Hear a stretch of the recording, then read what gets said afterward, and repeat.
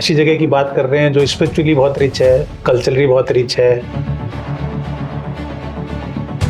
1 class से लेकर 8th class के बच्चों को एग्रीकल्चर पढ़ाया जाता था। वो इसलिए नहीं पढ़ाया जाता था कि बच्चे की उसको फार्मर बनाना है, उसके अंदर ये जानने के लिए कि this is basic, this is the heart and core of India. अगर बच्चा BSc MSc कर रहा है या और कोई प्रैक्टिकल सब्जेक्ट है, उसको उसकी प्रैक्टिकल नॉलेज नहीं है और वो डिग्री लेके चला जा रहा है, तो वो ग्रेजुएट तो है बट अनएम्प्लॉयबल ग्रेजुएट है। अनएम्प्लॉयबल इसलिए है क्योंकि किसी भी इंडस्ट्री को स्किल्ड मैन फोर्स चाहिए। एजुकेशन जो प्राइमरी एजुकेशन 12th तक की पहाड़ में ही हुई है आपकी उखलकांडा में? बिल्कुल government GB Pant government college Okhalkanda से मैंने हाई स्कूल और इंटरमीडिएट की परीक्षा उत्तीर्ण की। उसके बाद BSc MSc PhD मैंने नैनीताल से किया और उसके बाद 2016 में मैंने DSc किया बरहामपुर यूनिवर्सिटी से। सिर्फ इस बात का रोना नहीं रोया जा सकता कि गाँव खाली हो गई। कोई चीज़ खाली होती तो भरी भी जा सकती है, ऐसा कोई चीज़ नहीं है जो इम्पॉसिबल। गाँव में रहना जरूरी है? नहीं, गांव में रहना जरूरी नहीं है, गांव को रहने लायक बनाना जरूरी है। ये तो मुझे गर्व के साथ कहता हूँ कि मैं उत्तराखंड राज्य आंदोलनकारी हूँ और मैंने मुझसे जो बन पाया था अपने सीनियर के साथ, अपने दोस्तों के साथ हमने बढ़ चढ़ के हिस्सा लिया। डंडे वंडे को खाली सब गाड़ी वाड़ी में पैक करके ले गए, तो वो भी अलग अनुभव था, लेकिन उसका सुकून है कि हमने उत्तराखंड पा लिया। जब भी अल्मोड़े का जिक्र होता है, जहन में सबसे पहले आती है बाल मिठाई। लेकिन ये शहर सिर्फ स्वाद का नहीं बल्कि एजुकेशन का भी हब है। पहाड़ की ठंडी आबोहवा, प्रकृति के अद्भुत नजारे और हिमालय की गोद में बसा है सोबन सिंह जीना विश्वविद्यालय अल्मोड़ा। 1949 में अल्मोड़ा डिग्री कॉलेज के रूप में शुरू हुआ यह सफर, जो कि कुमाऊं विश्वविद्यालय का एक मुख्य हिस्सा रहा। इस विश्वविद्यालय का नाम महान समाज सुधारक और जननेता सोबन सिंह जीना जी के नाम पर रखा गया है। ये विश्वविद्यालय बागेश्वर, पिथौरागढ़, चंपावत, सीमांत जिलों के बच्चों के लिए एक मुख्य शिक्षा का केंद्र रहा है। 14 अगस्त 2020 को एक स्वतंत्र विश्वविद्यालय के रूप में ये एक नई पहचान लेकर सामने आया। आज हम मिलने जा रहे हैं सोबन सिंह जीना विश्वविद्यालय के कुलपति प्रोफेसर सतपाल सिंह बिस जी से। अल्मोड़ा कैसा लग रहा है फिर आजकल? देखिए, अल्मोड़ा तो सदाई से बहुत अच्छा लगता है और सुन के भी ऐसा एक फील आता है कि हम ऐसी जगह की बात कर रहे हैं जो स्पिरिचुअली बहुत रिच है, कल्चरली बहुत रिच है और हमारे जो स्पेशली उत्तराखंड का जो कल्चर है उसके लिए बहुत ही रिच प्लेस माना जाता है। तो एक फील आता है कि हाँ, मैं ऐसी जगह पर काम कर रहा हूँ या ऐसी जगह पे वाइस चांसलर के पद का निर्वहन कर रहा हूँ जहाँ संस्कृति और विज्ञान साहित्य सभी बहुत ही उच्च स्तरीय हैं। इनफैक्ट अगर उसको थोड़ा हम उस दूसरे एंगल से लें तो रोनाल्ड रॉस, जो दुनिया में सबसे पहले नोबेल पुरस्कार विजेता अल्मोड़ा के थे, रोनाल्ड रॉस अल्मोड़ा में थे। नोबेल पुरस्कार जब शुरू हुए तो पहला नोबेल पुरस्कार अल्मोड़ा से को भी मिला। तो हम अपने बच्चों को बताएं, हम तो वो लोग हैं जो साइंस में भी बहुत टॉप में है, कल्चर में भी बहुत टॉप में, स्पोर्ट्स में भी बहुत है। बहुत अच्छा फील हो रहा है। और जिस कैंपस के आप कुलपति हैं SSJ, हाँ, ये विश्वविद्यालय है। देखिए, ये अविभाजित कुमाऊं विश्वविद्यालय का एक कैंपस था, सोबन सिंह जीना का परिसर। जब इसका विभाजन हुआ तो इसके बाद इसका नाम सोबन सिंह जीना विश्वविद्यालय रख दिया गया है। इसके 4 जिले इसके जुडिक्शन में आते हैं, अल्मोड़ा, पिथौरागढ़, बागेश्वर और चंपावत। तो इन 4 जनों से मैं मेरे विश्वविद्यालय के संबंधित जो कॉलेज हैं वो हैं, सारे कॉलेज जो प्राइवेट हैं या सरकारी संबद्ध कॉलेजेस हैं, तो उनका कुलपति मुझे बनाया गया माननीय महामहिम राज्यपाल द्वारा 2023 में। तो मैं 2 साल करीब से ज़्यादा पूरा कर चुका हूँ, 2 साल कुछ महीने कर चुका हूँ। और जो SSJ कैंपस रहा है पहले भी, वो भी अपनी पढ़ाई के लिए बहुत फेमस रहा है पहले से। हाँ, बिल्कुल बिल्कुल, क्योंकि मैं कुमाऊं विश्वविद्यालय से ही अपनी MSc और BSc MSc PhD तीनों किया हूँ। तब हमारा वो परिसर हुआ करता था, तो मुझे याद है, स्पेशली मैं अपने डिपार्टमेंट का अगर आपको बताऊँ, जिस डिपार्टमेंट से मैंने PhD किया जूलॉजी में, तब वहाँ professor Vora, professor Bhatt, professor Agarwal, ऐसे कई फैकल्टी थे जो बहुत अच्छी रिसर्च भी करते थे और बहुत अच्छे टीचर भी थे। एक्चुअली यूनिवर्सिटीज और कॉलेजेस का डिफरेंस ही बेसिकली ये है, जैसा मुझे लगता है, और ये एक हद तक मुझे लगता है आप भी से सहमत होंगे, कि जो यूनिवर्सिटीज होती हैं उनके मैंडेट है एक्चुअली कि वो रिसर्च भी करवाएं, वहाँ बेसिक रिसर्च भी हो और हाई क्वालिटी टीचिंग भी हो। और जो कॉलेजेज हैं उनमें क्योंकि इतनी संभावनाएं, इतने संसाधन नहीं होते हैं कि वहाँ उच्च स्तरीय शोध किया जाए। तो हमको ये अब बहुत गंभीरता से सोचना पड़ेगा कि हमें जो अपने परिसर है उनकी रिसर्च को और थोड़ा स्ट्रॉन्ग करना पड़ेगा। ऐसा ना हो नहीं कि कैंपस भी महाविद्यालयों की तरह हो जाए। तो अभी भी मैं देखता हूँ वहाँ बच्चे या कई लोग भी वहाँ अभी उसको परिसर या विश्वविद्यालय नहीं कहते हैं। उनसे पूछे तो कहाँ जा रहे, तो कह रहे कॉलेज जा रहे हैं। तो एक क्विक फ्लो में वो बच्चे बोलते हैं कि हम कॉलेज जा रहे हैं, लेकिन है क्या कि अगर आप थोड़ा सा उसको टेक्निकल लैंग्वेज बोले तो बच्चे अगर ये कहें मैं कैंपस की तरफ जा रहा हूँ तो एक फील आता है कि आप यूनिवर्सिटी के कैंपस हैं।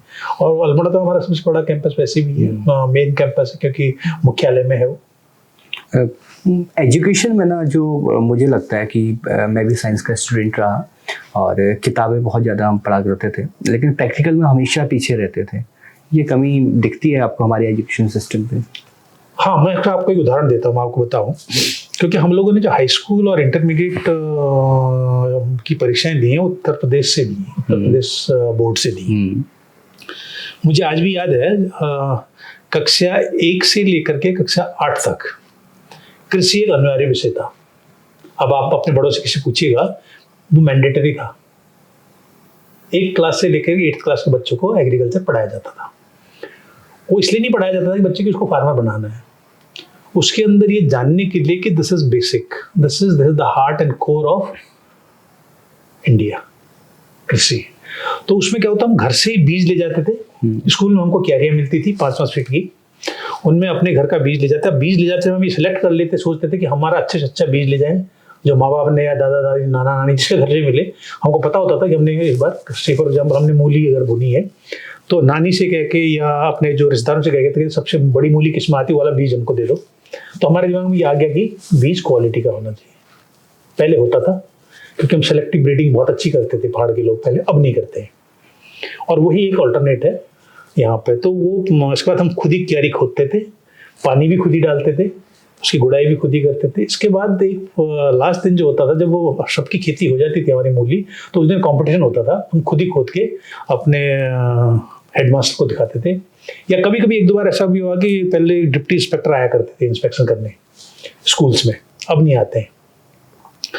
डिप्टी आ गया अगर कह दिया तो सोच ली कि बहुत बड़ी हस्ती आ गई है, और सब प्रिंसिपल ने, हेड मास्टर और हमारे जो बच्चे थे हम सब लोग डरते थे।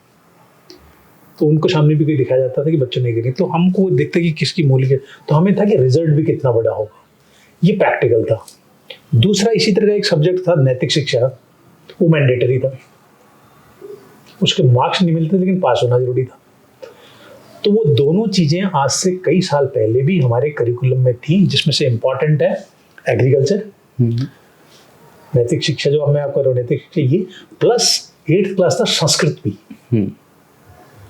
अब जिस लैंग्वेज को इम्पोर्टेंट तब माना गया, आप कंप्यूटर साइंटिस्ट सब कह रहे now next stage is only Sanskrit.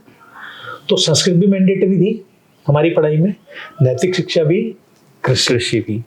ये जीवन के इतने इम्पोर्टेंट अंग हैं कि इनके बिना जीवन चल नहीं सकता है। अब आज जो है ये ठीक है, हमें मॉडर्नाइजेशन की तरफ जाना है, एडवांसमेंट की तरफ जाना है, जाना भी चाहिए, लेकिन ऐसा ना हो कि किसी एक पर्टिकुलर एरिया को इतना एक्सप्लोर किया जाए कि वो एक्सप्लॉयटेशन लगने लगे।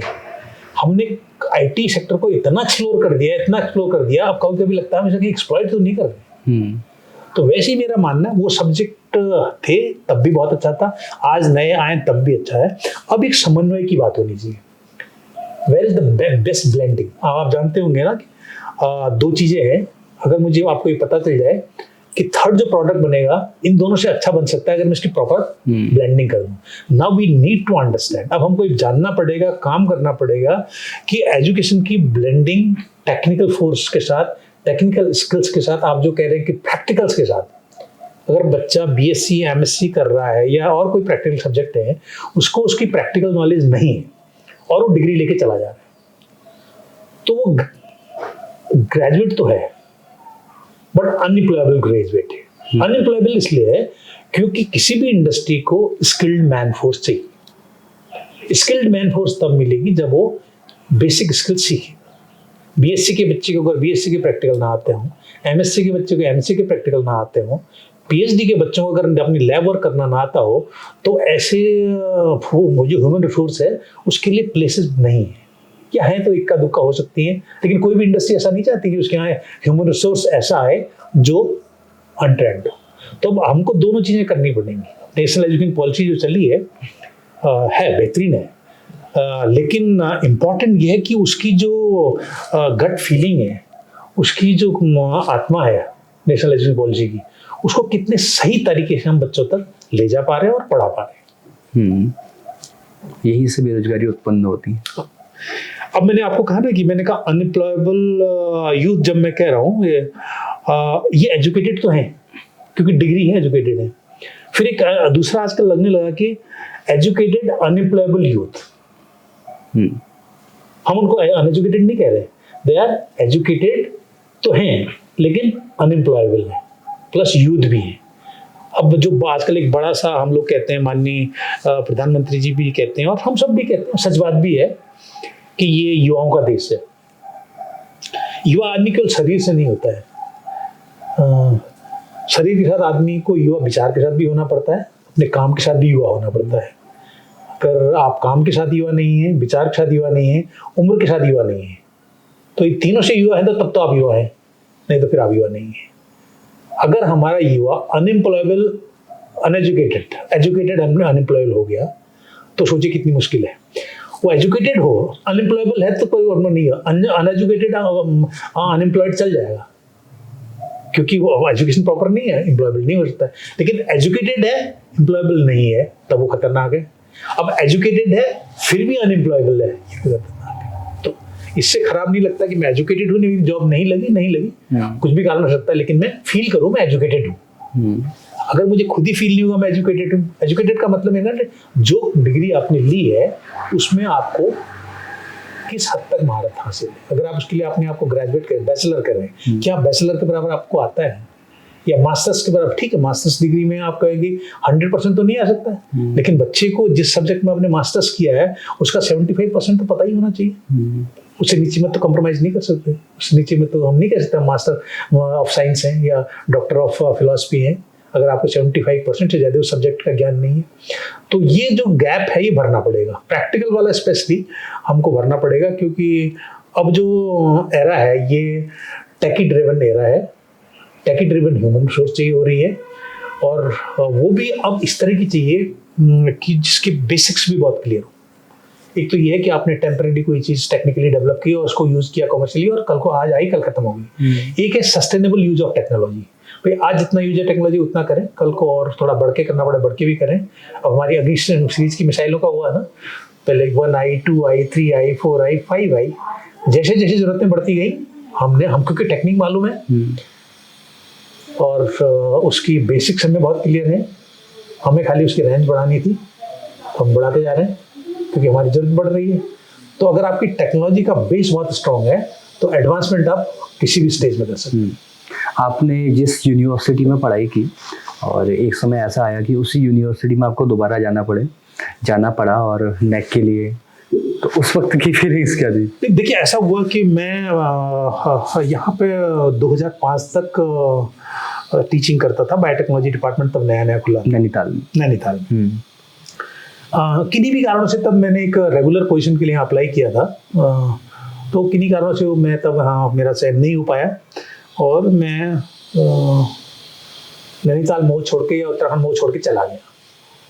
जाने के बाद एक नई जगह मैंने नई शुरुआत की और 7 साल बाद मैं वापस फिर आया। मैं यहाँ से एक छोटी सी कॉन्ट्रैक्ट की जॉब छोड़ के गया था और जाने के बहुत कम समय बाद में सीधे ही बिना लेक्चरर या बिना रीडर या बिना कोई सीनियर लेक्चरर बने गए, सीधे प्रोफेसर बन गया। तो मेरा पिछला हिसाब किताब भगवान ने कंपनसेट कर दिया। तो उसके बाद मैं सेंट्रल यूनिवर्सिटी में प्रोफेसर एंड हेड था बायोटेक्नोलॉजी डिपार्टमेंट का। तो कुमाऊं विश्वविद्यालय में मैं एक इंटरव्यू दिया था जिसमें मेरा सिलेक्शन हुआ, क्योंकि वो मेरे परिवार की वजह से वो जॉब और मेरी जो वाइफ है उनकी जॉब बहुत मैच करता था, प्लेस नज़दीक थी, वो सेंट्रल गवर्नमेंट के ऑफिसर हैं, क्लास 1 ऑफिसर हैं वो भी।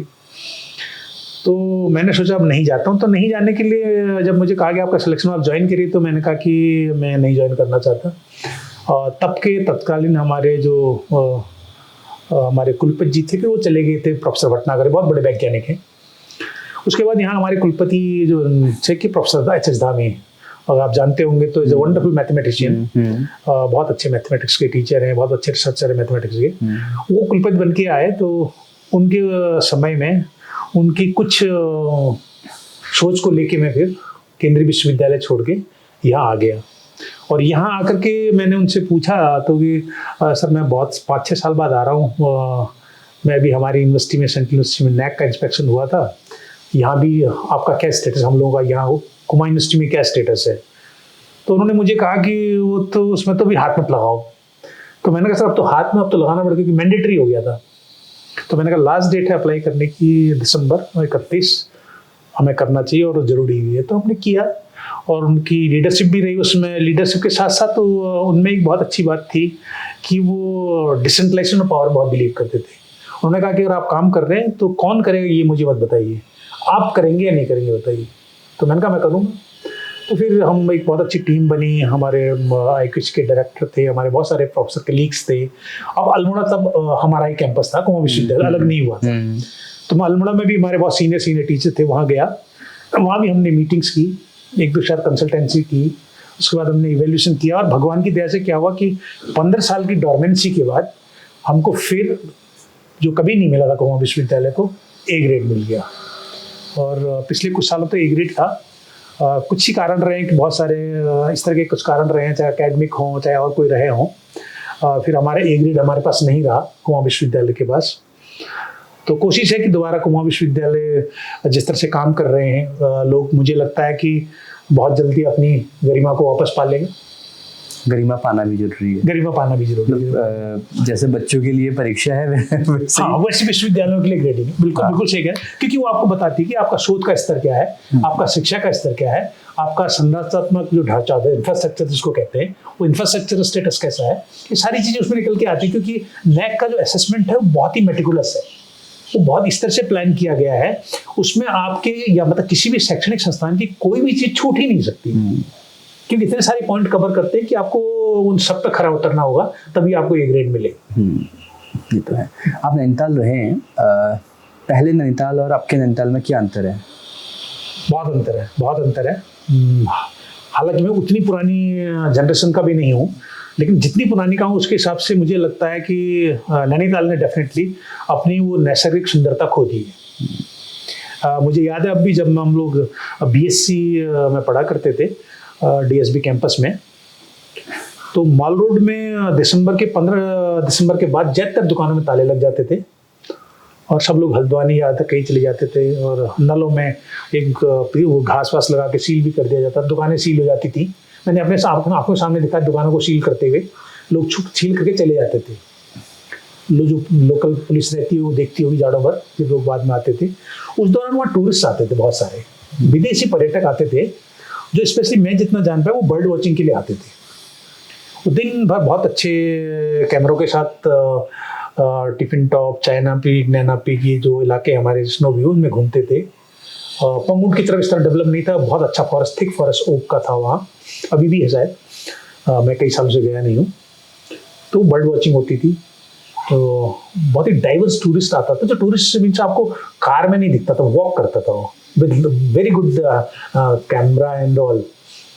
तो वो अब तो टूरिस्ट आते हैं, मुझे लगता है कि वो होटल के गैरेज में उतरते हैं और गैरेज से चढ़ के वापस चले जाते हैं। नैनीताल, हल्द्वानी, इधर उधर, और ये नैनीताल के माल रोड में टूरिस्ट वो जो है गाड़ी से घूमना पसंद करते हैं। तो वो उसका वो पर्यटन का वो वाला एंगल मिसिंग है। बाकी कॉमर्शियली हो सकता है बहुत अच्छा कर रहा हो, तो दोनों चीज़ें हैं। मैंने वही कहा ना कि हम जब तक चीज़ों को एक्सप्लोर करते हैं बहुत सुंदर लगती हैं। और by geography it is visible, दिखता है कि कंक्रीट का शहर है, एक शहर जो है पत्थर का शहर हो गया है, उसमें सुंदरता की भावनाएं मर गई हैं, क्योंकि हमने सब खत्म कर डाली हैं वो। तो वैसे लेक का भी आप देख रहे हैं, और बहुत हद तक कोई ठीक भी है लेक, कि इनफैक्ट हमारे डिपार्टमेंट जो जूलॉजी डिपार्टमेंट के ही रिसर्च सर ने बहुत अच्छा उस पर काम भी किया है। तो ये हम सबकी जिम्मेदारी है कि जैसे आप कह रहे हैं, आप देखिए उसकी वो जो नेचुरल ब्यूटी थी, जो प्लांट्स थे, जो वहाँ पे टेरिडोफाइट्स थे, जो नीचे मैट्स थी, ब्रायोफाइट मैट्स थी पहाड़ों के ऊपर, या जो वाटर स्प्रिंग्स थे वो तो नहीं है। और जो कैचमेंट एरिया है, नैनीताल लेक का जो कैचमेंट एरिया, जिसको सूखा ताल कहते हैं, वो कैचमेंट एरिया तो कैचमेंट एरिया नहीं रहा ना, वहाँ तो बिल्डिंग है। कैचमेंट एरिया का मतलब है कि आपके वाटर सेट से जितना पानी आए कैचमेंट एरिया में आए, परकोलेट होए, देन आपके नैनी लेक में इंटर करे। वो जो वाटर सिस्टम है वो तो डिसरप्टेड है। तब वाटर सिस्टम, लाइफ लाइन तो लेक है, उसका जो वाटर सिस्टम है वो डिसरप्टेड है। डिसरप्टेड मैकेनिकली है, टेक्निकली भी है, इकोलॉजिकली भी है।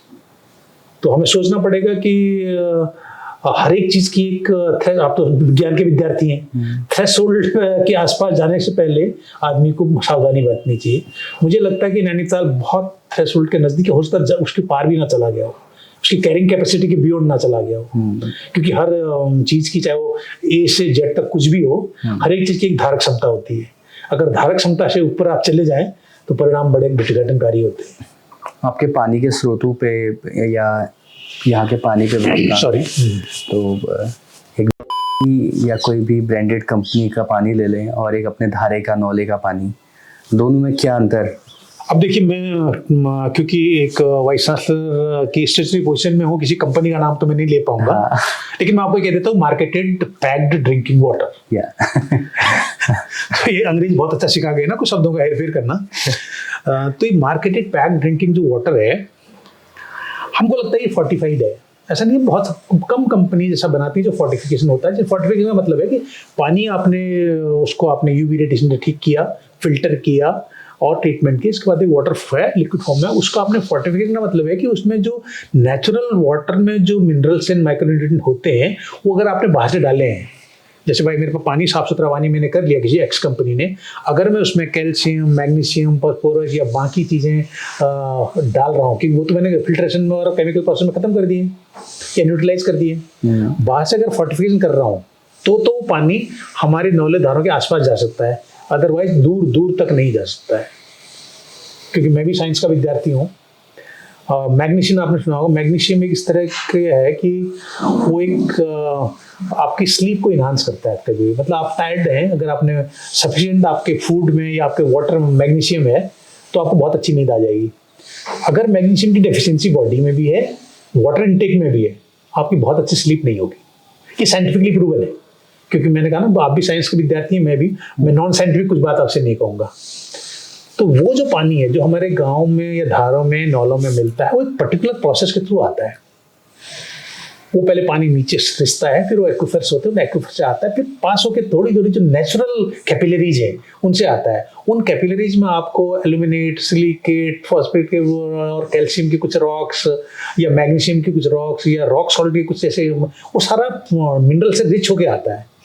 रिच होने जो सोर्स पे आता है, उस सोर्स से अगर आप कभी हार्वेस्ट करेंगे वाटर को, तो मैं आपको बता सकता हूँ कि किसी भी कंपनी के, मैं दावे के साथ कह सकता हूँ, हमारे पहाड़ में जो कई ऐसे प्योर पानी के स्रोत और नौले धारे हैं, वो पानी पैकेज ड्रिंकिंग वाटर से लाखों गुना बेहतर है और लोगों ने उसे इस्तेमाल करना चाहिए। अब बात आती है कि कौन पीने लायक है, कौन पीने लायक है। ये कंसर्न्ड जो है शहर की म्यूनिसिपल कॉर्पोरेशन हैं या और जो संबंधित विभाग हैं, ये उनकी ड्यूटी है, वो बताएं लोगों को कि ये पीने योग्य है, पीने योग्य नहीं है। भाई पोर्टेबिलिटी स्टैंडर्ड ISI का भी है, ICMR का भी है, WHO का भी है।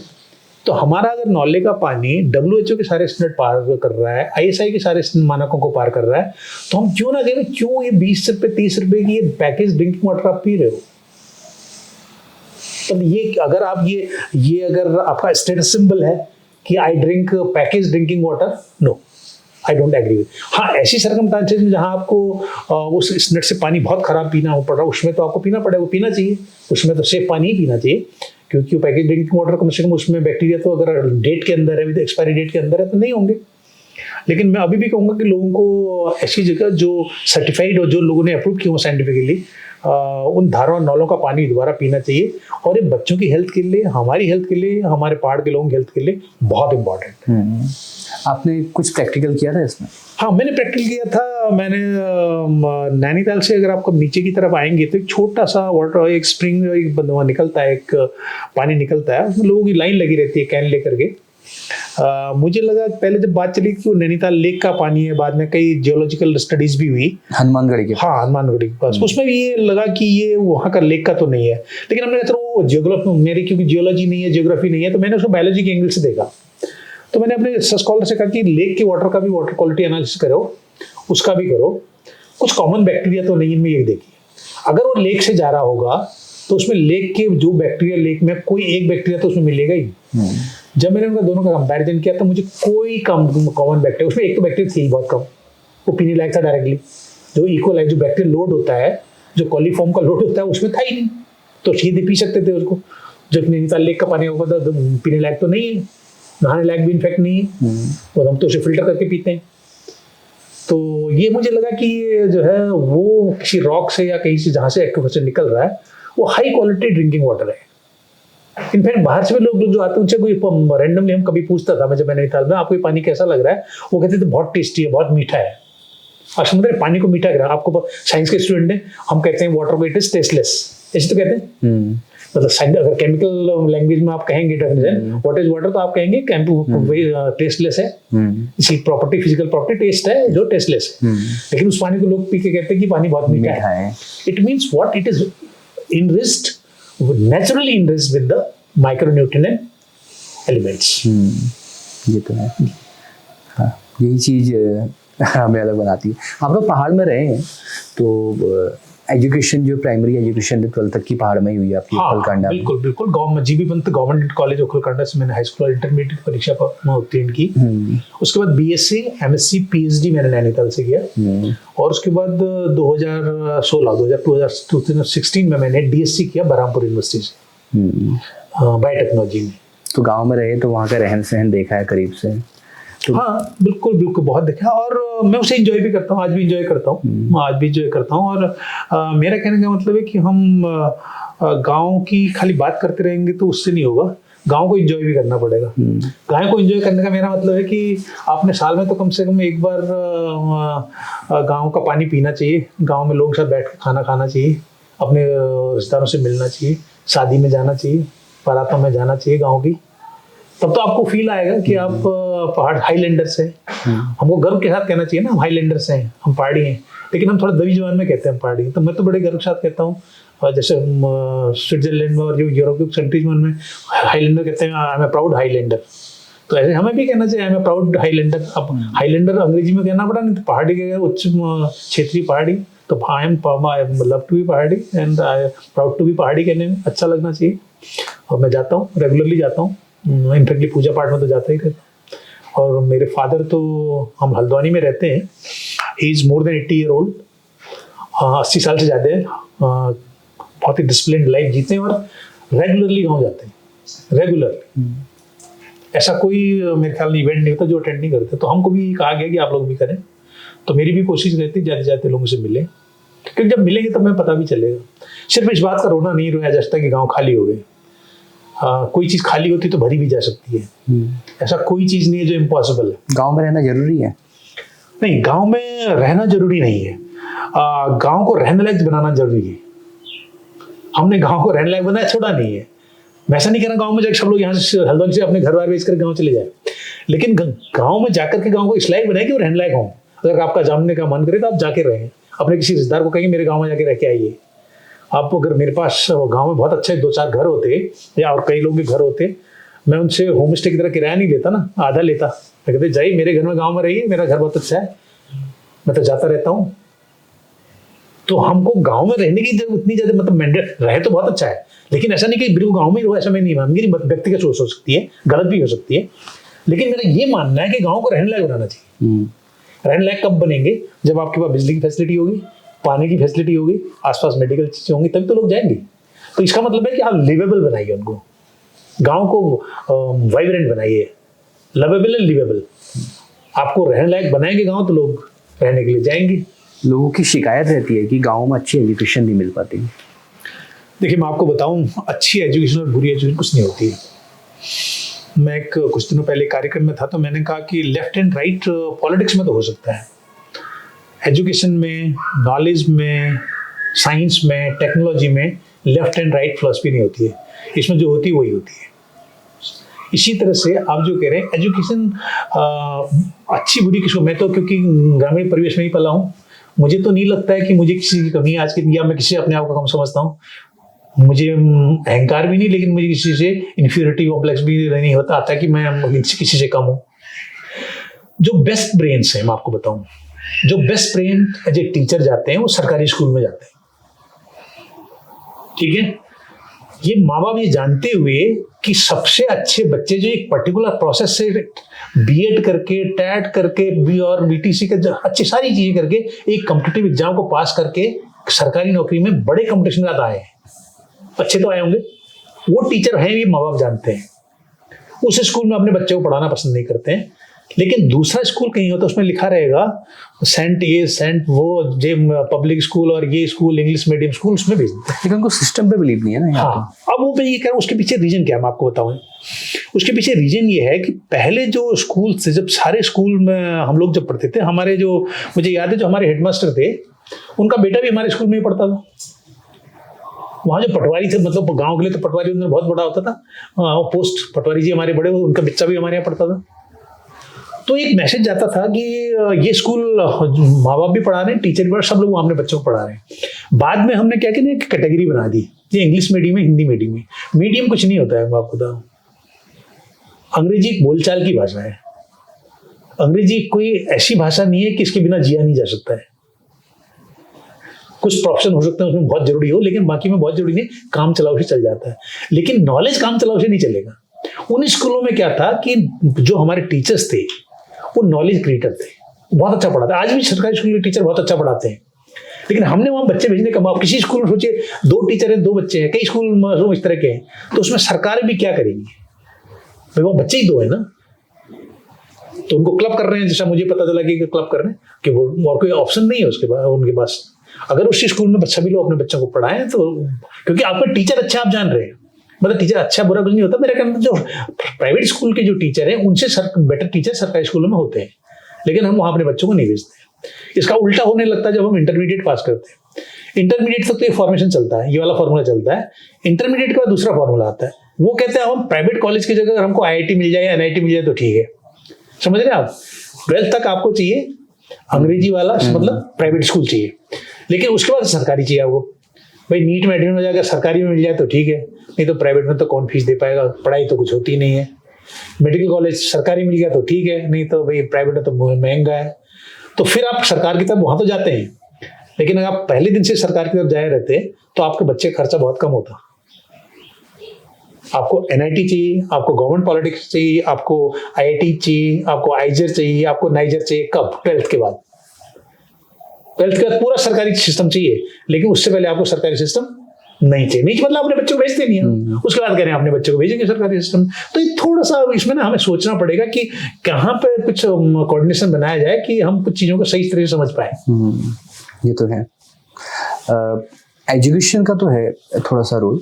मैं एजुकेशन में जब देखता हूँ तो मुझे ना, जैसे आप अल्मोड़ा से कुलपति हैं और वहाँ पर स्टूडेंट पॉलिटिक्स भी है, तो वो पॉलिटिशियंस भी नहीं है एक तरह से परिपक्व, और एक तरह से स्टूडेंट से भी आगे आ चुके हैं। तो वो जो स्टूडेंट लीडर्स हैं उनको कैसे मैनेज करते हैं, बिकॉज उनकी तो बहुत सारी जिज्ञासा है। ना ये बहुत आपने बहुत बेहतरीन सवाल आपने पूछा, इनफैक्ट, और बहुत ज्यादा उत्सुक भी रहते हैं। ये सवाल को पूछा गया मुझे कई बार, लेकिन जितने आपने प्रोफेशनली पूछा है, ये बहुत परफेक्ट एंड प्रोफेशनल क्वेश्चन आपने मुझसे पूछा है। मेरा व्यक्तिगत रूप से ये मानना है, हम विश्वविद्यालय में 2 तरह की चीजें करते हैं। हम कहते हैं ये है राजनीति शास्त्र और राजनीति विज्ञान, पढ़ते एक ही कंटेंट है। तो मेरा ये मानना है कि अब जितना टेक्नोलॉजिकल एडवांसमेंट हुआ है, जितना रिफॉर्म्स एंड ट्रांसफॉर्म दुनिया हुई है, अब राजनीति शास्त्र को थोड़ा कम करके राजनीति विज्ञान पढ़ा जाए तो ठीक है। राजनीति बहुत अच्छा जो सब्जेक्ट है, सबके बस की बात नहीं है। और हम जिस चीज को राजनीति कहते हैं मेरे ख्याल वो राजनीति नहीं है। हम किसी ऐसी चीज को राजनीति कह देते हैं जो एक्चुअली राजनीति है ही नहीं। राजनीतिक विज्ञान, नहीं तो सर पॉलिटिकल साइंस क्यों रखते होता है? It means politics is a science, and science का मतलब होता है सिस्टमेटिक वे ऑफ लर्निंग।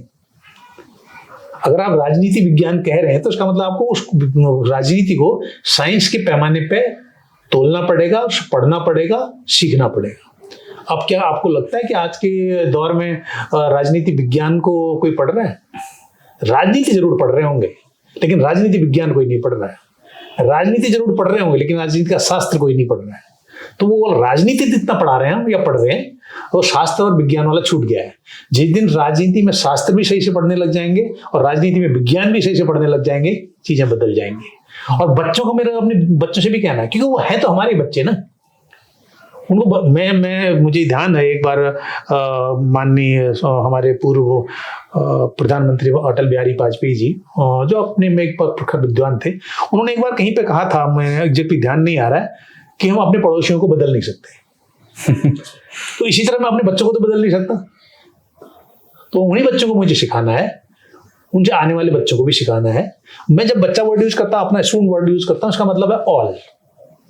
जो भी मुझसे सीखने आता है, चाहे कुमाऊं विश्वविद्यालय के हों, चाहे वो बरहमपुर विश्वविद्यालय के हों, चाहे वो सेंट्रल यूनिवर्सिटी मिजोरम के विश्वविद्यालय के हों या शोभन सिंह जीना यूनिवर्सिटी के हों, जहां जहां मैंने पढ़ाया है देश विदेश में, उसके हिसाब से मैं उन सबको स्टूडेंट मानता हूँ। तो उन बच्चों को हम कहें कि ये पॉलिटिक्स कर रहे हैं तो गलत है। वो पॉलिटिक्स नहीं कर रहे हैं, वो एक तरह की इंडिसिप्लिन है जिसको हम पॉलिटिक्स कह रहे हैं। अब आप बच्चे के सामने इंडिसिप्लिन को अगर पॉलिटिक्स कहोगे तो सोचेगा शायद पॉलिटिक्स इंडिसिप्लिन करना पॉलिटिक्स होता है, जबकि पॉलिटिक्स करना इंडिसिप्लिन हो ही नहीं सकता है। अगर आपने पॉलिटिक्स में इंडिसिप्लिन किया तो आप फिर अलग श्रेणी में कहलाओगे। वो शब्द बड़े भारी हैं, भरकम है, उनको कहना नहीं चाहिए।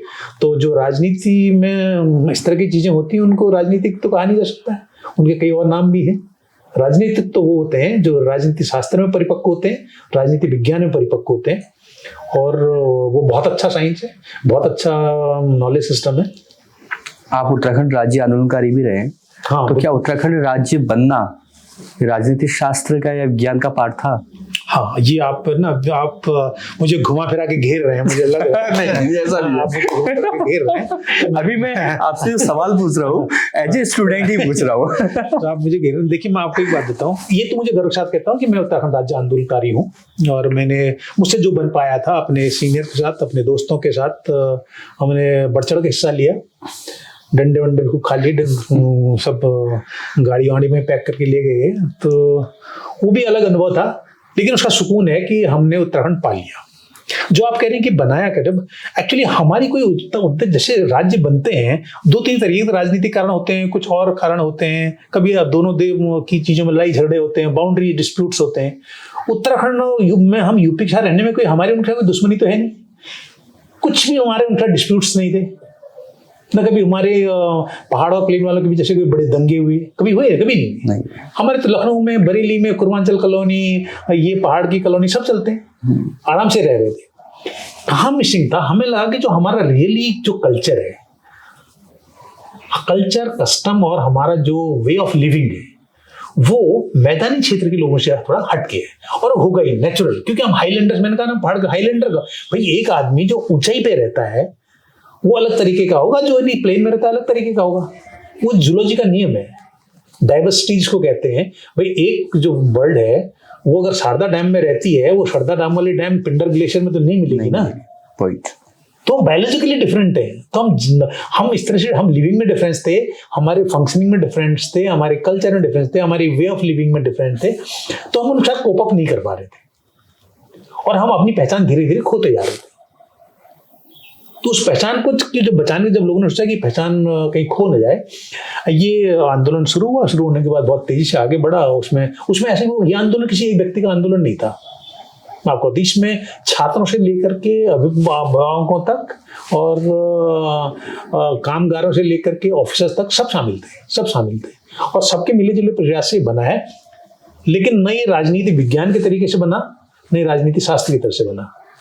ये एक राजनीतिक, जो हमारे यहाँ एक लड़ाई हम लड़ रहे थे, उस लड़ाई का परिणाम था। और तो अगर हम ये लड़ाई छोड़ देते तो अलग नहीं बन पाता।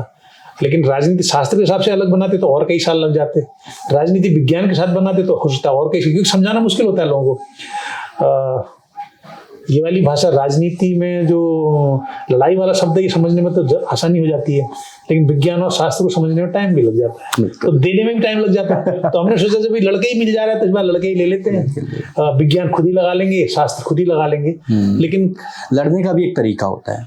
हाँ, हमारा तरीका शायद बहुत अच्छा रहा, दुनिया में शायद ऐसा कई अकेला तरीका होगा जिस तरह से उत्तराखंड में राज्य आंदोलन चला।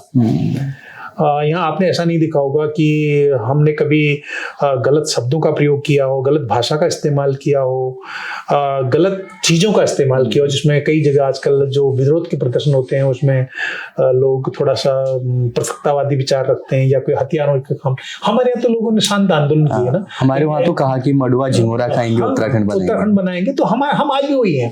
उत्तराखंड का मुझे सबसे अच्छा ये लगता है, वैसे पूरे देश को भी लगना चाहिए, करना चाहिए। हम लोग कुछ भी हो, चाहे हम गरीब कहीं पे हो सकते हैं, लेकिन जो हमारा जो स्वाभिमान है वो बहुत हाई है, मतलब जो हमारी सेल्फ हम अब भी मानते हैं। आपने शायद बहुत रेयरली देखा हो किसी पहाड़ के आदमी भीख मांगते, देखा आपने? नहीं देखा है।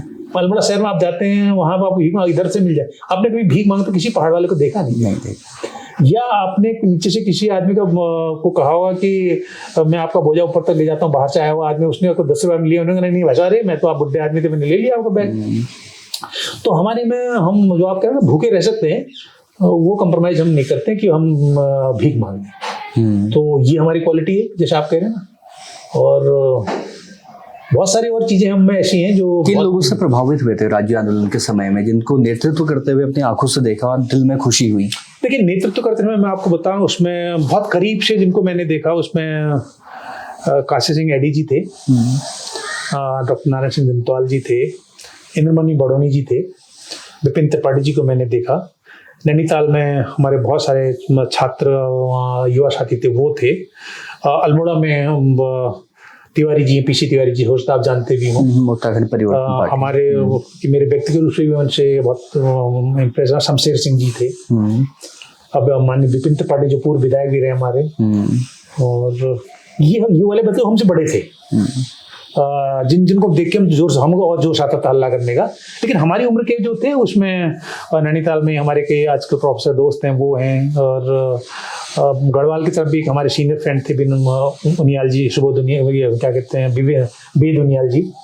कई सारे मित्र हैं, कांग्रेस में भी कई सारे मित्र हैं, क्योंकि उसमें ऐसा कुछ नहीं था कुछ दिनों तक। देखो, विचारधारा की लड़ाई इस तरह से रहती है पार्टियों में, लेकिन उस समय एक ऐसा हो गया था, सब लोगों को लगा था हमें किसी तरह से चाहिए, तो उसमें सभी पार्टी के लोग थे, भारतीय जनता पार्टी के लोग भी थे, कांग्रेस के लोग भी थे, उत्तराखंड क्रांति दल के लोग भी थे, और जो हमारे कम्युनिस्ट साथी थे वो भी थे, और जनमानस पूरा था, और जितनी भी स्वयंसेवी संस्थाएं थी कई सारी, वो सब लोग शामिल थे। तो ऐसा कोई छूटा हुआ उसमें नहीं था।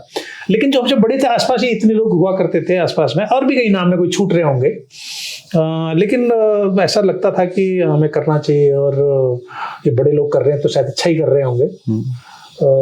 तो इन सब जो पे मिलजुल के हुआ, लेकिन वही है, मुझे लगता है कि थोड़ा रिविजिट तो करना पड़ेगा, रिविजिट करना पड़ेगा। अल्मोड़ा की तरफ निकलते हैं, अगर बड़ी गाड़ी में गनर साथ में हैं, बत्ती भी मिली हुई है, कोट पहन के, तो एक अलग आनंद है। और शाम के वक्त इसी कोट को उतार दिया जाए और सड़कों पे निकल दिया जाए, तो उसका अनुभव क्या है आपका?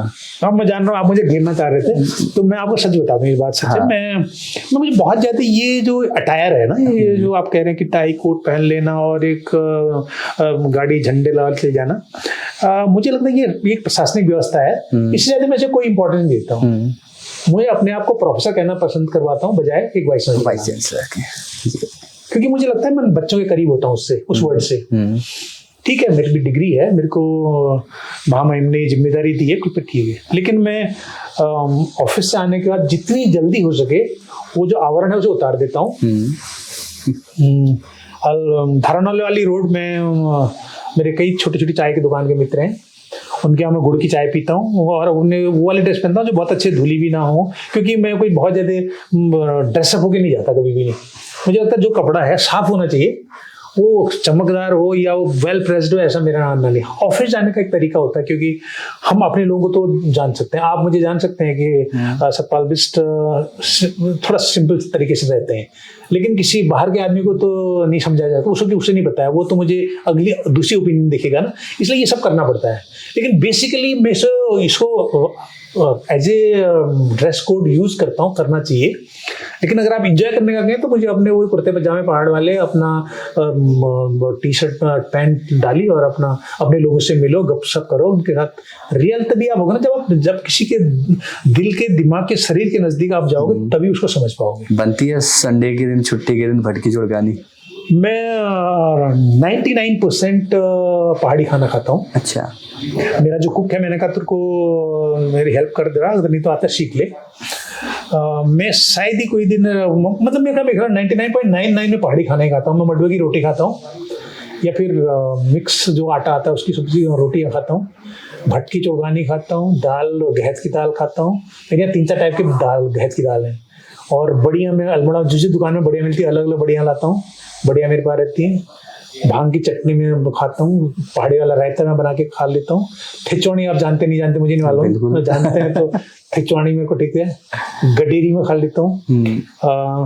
तो इनफैक्ट मैं नॉन वेजिटेरियन होने के बाद मैं कभी, जो लोग कहते हैं ना कि यहाँ प्लेन की तरफ से, जो मैं नहीं खाता इसको, मटन को, मतलब नहीं खा, ऐसा नहीं कर रहा मुझे, मतलब मुझे कुछ अंदर फीलिंग आता है जब मुझे कहता है ये पहाड़ी बकरी का मीट है, तो मैं वहाँ खरीद के खा भी लेता हूँ। हालांकि आजकल नहीं खाता नॉन वेज, लेकिन जब खाता था तो मैं ये सोचता था कि जो हमारी माउंटेन गोट है, हमारे पहाड़ की, उसी का क्यों ना खाया जाए। फिशेज का भी मेरा ऐसा, मैं जो ये कल्चर्ड फिशेज हैं जो हमारे यहाँ से आती हैं, ये आंध्र प्रदेश से और पंजाब से और यूपी की तरफ से आती हैं, मैं उनको नहीं, लेकिन मैं जो वहाँ हमारे सरयू में, नदी में, मिसले में लोग कभी दे जाते हैं, कुछ स्टूडेंट कभी दे देते हैं, कभी रिश्तेदार दे देते हैं, कुछ रिश्तेदार मेरे कपकोट की तरफ हैं तो वो दे देते हैं, तो मैं उसको खा लेता हूँ एंड आई एंजॉय इट। मुझे अच्छा लगता है। मेरा कहने मतलब हमको अपने, और हमारे खान पान बहुत साइंटिफिक है, मैं आपको बताऊं। हाँ, बच्चे डर रहे हैं ना मडवे की रोटी खाने। नहीं, मैं आपको बताऊं, हम वही कहते हैं, हम ये भूल जा रहे हैं। हमको गेहूं की एक रोटी की न्यूट्रिशनल वैल्यू तो मालूम है, क्योंकि गेहूं का जो आटा पैक होके आ रहा है उसमें लिखा है 10 किलो, 10 किलो में लिखा रहा है इतना इसमें कार्बोहाइड्रेट है, इतना प्रोटीन है, इतना फैट है, इतना इसमें फाइबर है। ठीक, हम ऐसा अगर अपने मडवे के आटे में लिख दें तो ये जो नीचे मैदा है, ये जो आटा है, ये सब नीचे पिसा हुआ नॉर्मल, इसके ये मडवे के आटे खाने में ठहरता है न्यूट्रिशनली? वैसे नहीं कह रहा, कॉस्ट न्यूट्रिशनली कहीं नहीं ठहरता है। लेकिन हम क्या कर रहे हैं ना, उस आटे को बनाने के लिए नीचे को भेज दे रहे हैं, ऊपर नहीं कर रहे हैं। आपकी वैल्यू एडिशन तब होगी जब आप प्रोसेस्ड प्रोडक्ट बनाएंगे। हम क्या कर रहे हैं, पार्शियली प्रोसेस्ड चीजों को मैदान में भेज दे रहे हैं। 20 रुपए किलो मडवा जो आप अल्मोड़ा में खरीद लेंगे, अगर उसको पीस दिया जाए, छान दिया जाए, वो 100 रुपए किलो हो गया। नहीं करना क्या है, मैन पावर कितनी लगी, कुछ नहीं, चक्की पीसने वाली बिजली वाली आ गई, आपने साफ करना है, थोड़ा सा पीसना है, पीसने में वैल्यू एडिशन हो रहा है। 20 की जगह 5 गुना बढ़ गया, 100 रुपए किलो हो गया। 100 रुपए किलो तो मिलता नहीं मडवे का आटा। तो हमको ये, हम बच्चों को ये समझाना पड़ गया कि न्यूट्रिशनली डिफरेंट है, रिच है, आपके लिए अच्छा है, आप खाइए। लेकिन जब आप बात करते हैं भैया मुझे मसल भी ठीक करनी है, मुझे अपनी हेल्थ भी ठीक करनी है, तो हमारे जो जितने भी फूड आइटम्स हैं पहाड़ों के, वो आप मुझे एक बता दीजिए, मैं उसको या तो अभी, या अगर मुझे पता नहीं होगा एक तक मैं साइंटिफिकली प्रूव करके बता दूंगा कि व्हाई इट वाज सो, ऐसा क्यों था, क्यों हमारे पूर्वजों ने ऐसा किया था, और क्यों हमें आज भी कर रहे हैं, इसे अपनाओ। तो साइंटिफिकली प्रूवन है, वैसे उनकी जरूरत नहीं है, लेकिन उनको डॉक्यूमेंट करने की जरूरत है, बच्चों को बताने की जरूरत है। अगर मैं बच्चे को बता दूं कि चुड़कानी में और वो भी इसमें बनाए, लोहे की कढ़ाई बनाने हैं, will have best supply of iron, लेकिन बच्चे को हमने ऐसा कभी बताया नहीं ना। हम तो बच्चे को बता दे रहे हैं कि पिज्जा कैसे खाते हैं, हम उसे बताते हैं बर्गर कैसे खाते हैं, बर्गर कितने टाइप के होते हैं। हम इटालियन फूड को तो बता दे रहे हैं बच्चे को, लेकिन पहाड़ी वाला फूड तो बताते ही नहीं उसको, नहीं बताते। ये कॉर्नर मिसिंग है, ये मिसिंग है, ये हमारी गलती है, हम बच्चे को बता नहीं पा रहे ना, और वो शिकार है। अब बच्चा सोच रहा है कि भैया KFC में चिकन खाना तो बहुत ही अच्छा है, लेकिन अपने घर में बना करके मदर चिकन बना दी तो खाना खा, वो फ्लेवर नहीं है। लेकिन कई बुजुर्ग मैं आज भी देखता हूँ, वो कहते हैं मेरे माँ की जो बनाए हुए खाने में स्वाद है, कहीं नहीं है। वो स्वाद का मतलब क्या है कि रेसिपी जानती है मदर ना, स्वाद टच करने से नहीं आता है, स्वाद आता है रेसिपी से। क्योंकि मेरी ग्रैंड मदर वो रेसिपी को जानती है, कितनी देर से पीसना है सिलबट्टे में, कितना पीसना है। अब आजकल आप देखते हैं ना ज्यादातर मसाले, मैं इसलिए कह रहा हूँ कंपनी का नाम ले लूंगा, जितने भी ज्यादा मसाले हैं, मसालों में ज्यादातर क्या होता है कि ऑयल्स होते हैं, लौंग, इलायची, जितनी भी सब में वो ज्यादातर जो आपको पाउडर दिखेगा ना उसमें आपको ऑयल कंपोनेंट मिसिंग दिखेगा। जब आप सिलबट्टे में पीसते हैं ना, जो हम लोग पहाड़ में खड़ा मसाला कहते हैं, क्योंकि वो होल स्पाइसेस है। होल स्पाइसेस का मतलब उसमें इनबिल्ट अभी भी कुछ ना कुछ ऑयल बचा हुआ है, सूखा भी तब भी ऑयल बचा हुआ है। जैसे हमको ग्राइंड करेंगे उसके बाद हीट शॉक उसे मिलेगा, वेपर का शॉक मिलेगा चूल्हे में, उसमें से ऑयल भी निकलेगा, and that oil gives you flavour. तो आपके घर के पीसे मसाले में और पाउडर्ड मसाले में जो फ्लेवर का डिफरेंस है उस ऑयल की वजह से है, जो उसमें से निकला है और इसमें से नहीं निकला है। तो हम ये बताना भूल जाते हैं। सिलबट्टे पीसने में क्या बुराई है बताइए? सिलबट्टे में यहाँ पीछे हम अगर खड़े मसाले का मिक्सी में ही पीस लीजिए, लेकिन खड़ा मसाला पीसने में कितनी देर लगती है? नहीं लगती है ना, नहीं लगती। तो अब पहाड़ में भैया आप जो 100 रुपए का पाउडर का एक डब्बा खरीद रहे हैं, उस 100 रुपए में आपको तो ऐसे 5 डब्बे लाइक खड़ा मसाला मिल जाएगा। और स्वाद का स्वाद। तो आप ना एक्चुअली इसको कहते हैं किचन इकोनॉमिक्स। वैसे ये हर एक को करना चाहिए, लेकिन किचन इकोनॉमिक्स अगर किसी को आ गई, और हमने हमारी बच्चियों को तो आना चाहिए, क्योंकि हमारे ज्यादातर तो माँ बहनें और बेटियां खाना आना बनाती हैं, हम लोग तो उसमें भी शर्म समझते हैं। तो लेकिन अगर हमारी बच्चियों को अगर ये समझा दिया जाए व्हाट इज किचन इकोनॉमिक्स, बहुत सारा तो उससे बच जाएगा। तो है, तो वो बहुत जरूरी भी है। बहुत जरूरी है सर। और अपनी चीजें अगर हम खा पा रहे तो उससे अच्छा क्या है। और वो चीजें बहुत अच्छी हैं। हाँ, अपनी खा पा रहे ये उसका सुकून है, अच्छी खा रहे हैं उसका सुकून है, हेल्थ ठीक रहेगी उसका भी सुकून है। अभी हम मुनस्यारी गए हुए थे, तो मुनस्यारी से राजमा लाए, और वो सफेद वाली राजमा जो बटरे जैसी होती है, मुंह पे रखते ही घुल जाती है, एक अलग स्वाद है, अलग आनंद है। और उसमें अगर 1 चम्मच घी मिल जाए तो उसका आनंद दुगना हो जाता है। तो उस घी के ऊपर भी बहुत सारी चर्चाएं हैं कि घी से बड़ा परेशान है लोग, कि एक मांगने पर भी, मतलब उत्पाद का ऐसा है कि डिमांड बहुत ज्यादा हो गई है, सप्लाई बहुत कम है। और आपके तो मुझे जहाँ तक नॉलेज है कि आप तो बद्री गाय के रिसर्च भी है। आप पूरा सब जानते हैं, आप मुझे लगता है आप सारी नहीं ऐसा नहीं है, सारी चीज जानते हैं। और मैं जान रहा, मैंने कहा ना बार बार आपसे ये कहूंगा, आप जान घूम फिर के मुझे घेर रहे हैं, लेकिन मुझे पता है आपको सब पता है, आप सब जानते हैं, सारी समसामयिक को आप समझते हैं। सही कहा आपने। मेरी एक छात्रा है मानसी आर्या, उसने एक बहुत सुंदर थीसिस करी है बद्रीगाल को, बल्कि उसका एक पेपर जो उसका माइटोकॉन्ड्रियल जीनोम अमेरिका में पब्लिश भी हुआ अभी। उस बच्ची ने बहुत ही रिग्रेस सैम्पलिंग की गांव जाकर के। पहले उसने क्या करा कि गांव जाके प्योर ब्रीड ढूंढी, पता करके जहाँ कभी क्रॉस ब्रीड उसने ऐसे नहीं ढूंढी, मतलब देख करके थोड़ा हमें फीचर हमें मालूम है। प्लस हमने ये कंफर्म किया कि यहाँ कभी आर्टिफिशियल इंसेमिनेशन या क्रॉस ब्रीडिंग नहीं कराएगी। तो उनको हमने प्योर ब्रीड, प्योर लाइन की तरह प्योर लाइन मान लिया। वहां वो गई, वहां से उसने कलेक्ट किया कि भाई इतनी गाय यहाँ पे है। प्लस एक गवर्नमेंट का, अगर आपको याद है, गुनियाल गांव एक जगह है यहाँ पे, ये गुनाल गांव ये है यहाँ पे चंपावत के पास, नाम एग्जैक्टली शायद यही इस तरह का नाम है, नाम भूल रहा हूँ उस गाँव का। वहां मैं खुद भी गया था। वहां करीब 150-200 गायें हैं वहां पे। तो वहां पे पदरी गांव के 150-200 गायों को बहुत अच्छी हालत में तो नहीं थी, वहां पाला गया है। वहां से दूध निकाला जाता है उनका, शाम को दूध वहीं इकट्ठा होता है, उसका घी बनाया जाता है, घी बना करके वो एक्सपोर्ट कर दिया जाता है। कोई दिल्ली की कंपनी है, गाजियाबाद की कंपनी है, वो काम करते हैं, हमारे लोग नहीं करते वहाँ पर काम। और जो मट्ठा है वो बचता है वहाँ पे। मैं भी खरीद के लाया था मट्ठा, घी तो नहीं मिला मुझे, लेकिन मट्ठा खरीद 30 रुपये लीटर देते हैं। तो अमूल का भी शायद इतना महंगा नहीं है। और दराड़ नहीं है, चंबल क्या कहते हैं, लोहाघाट के बाजार में लोग पता चल रहा है कि 5 मिनट में बिक जाता है, 5 मिनट भी नहीं लगते उसे, 30 रुपये लीटर में। और बद्री गाय का घी मैं आपको जो बता रहा हूँ, उसकी अंतर्राष्ट्रीय जो बाजार है उसमें कीमत 5,000 रुपये से ऊपर है।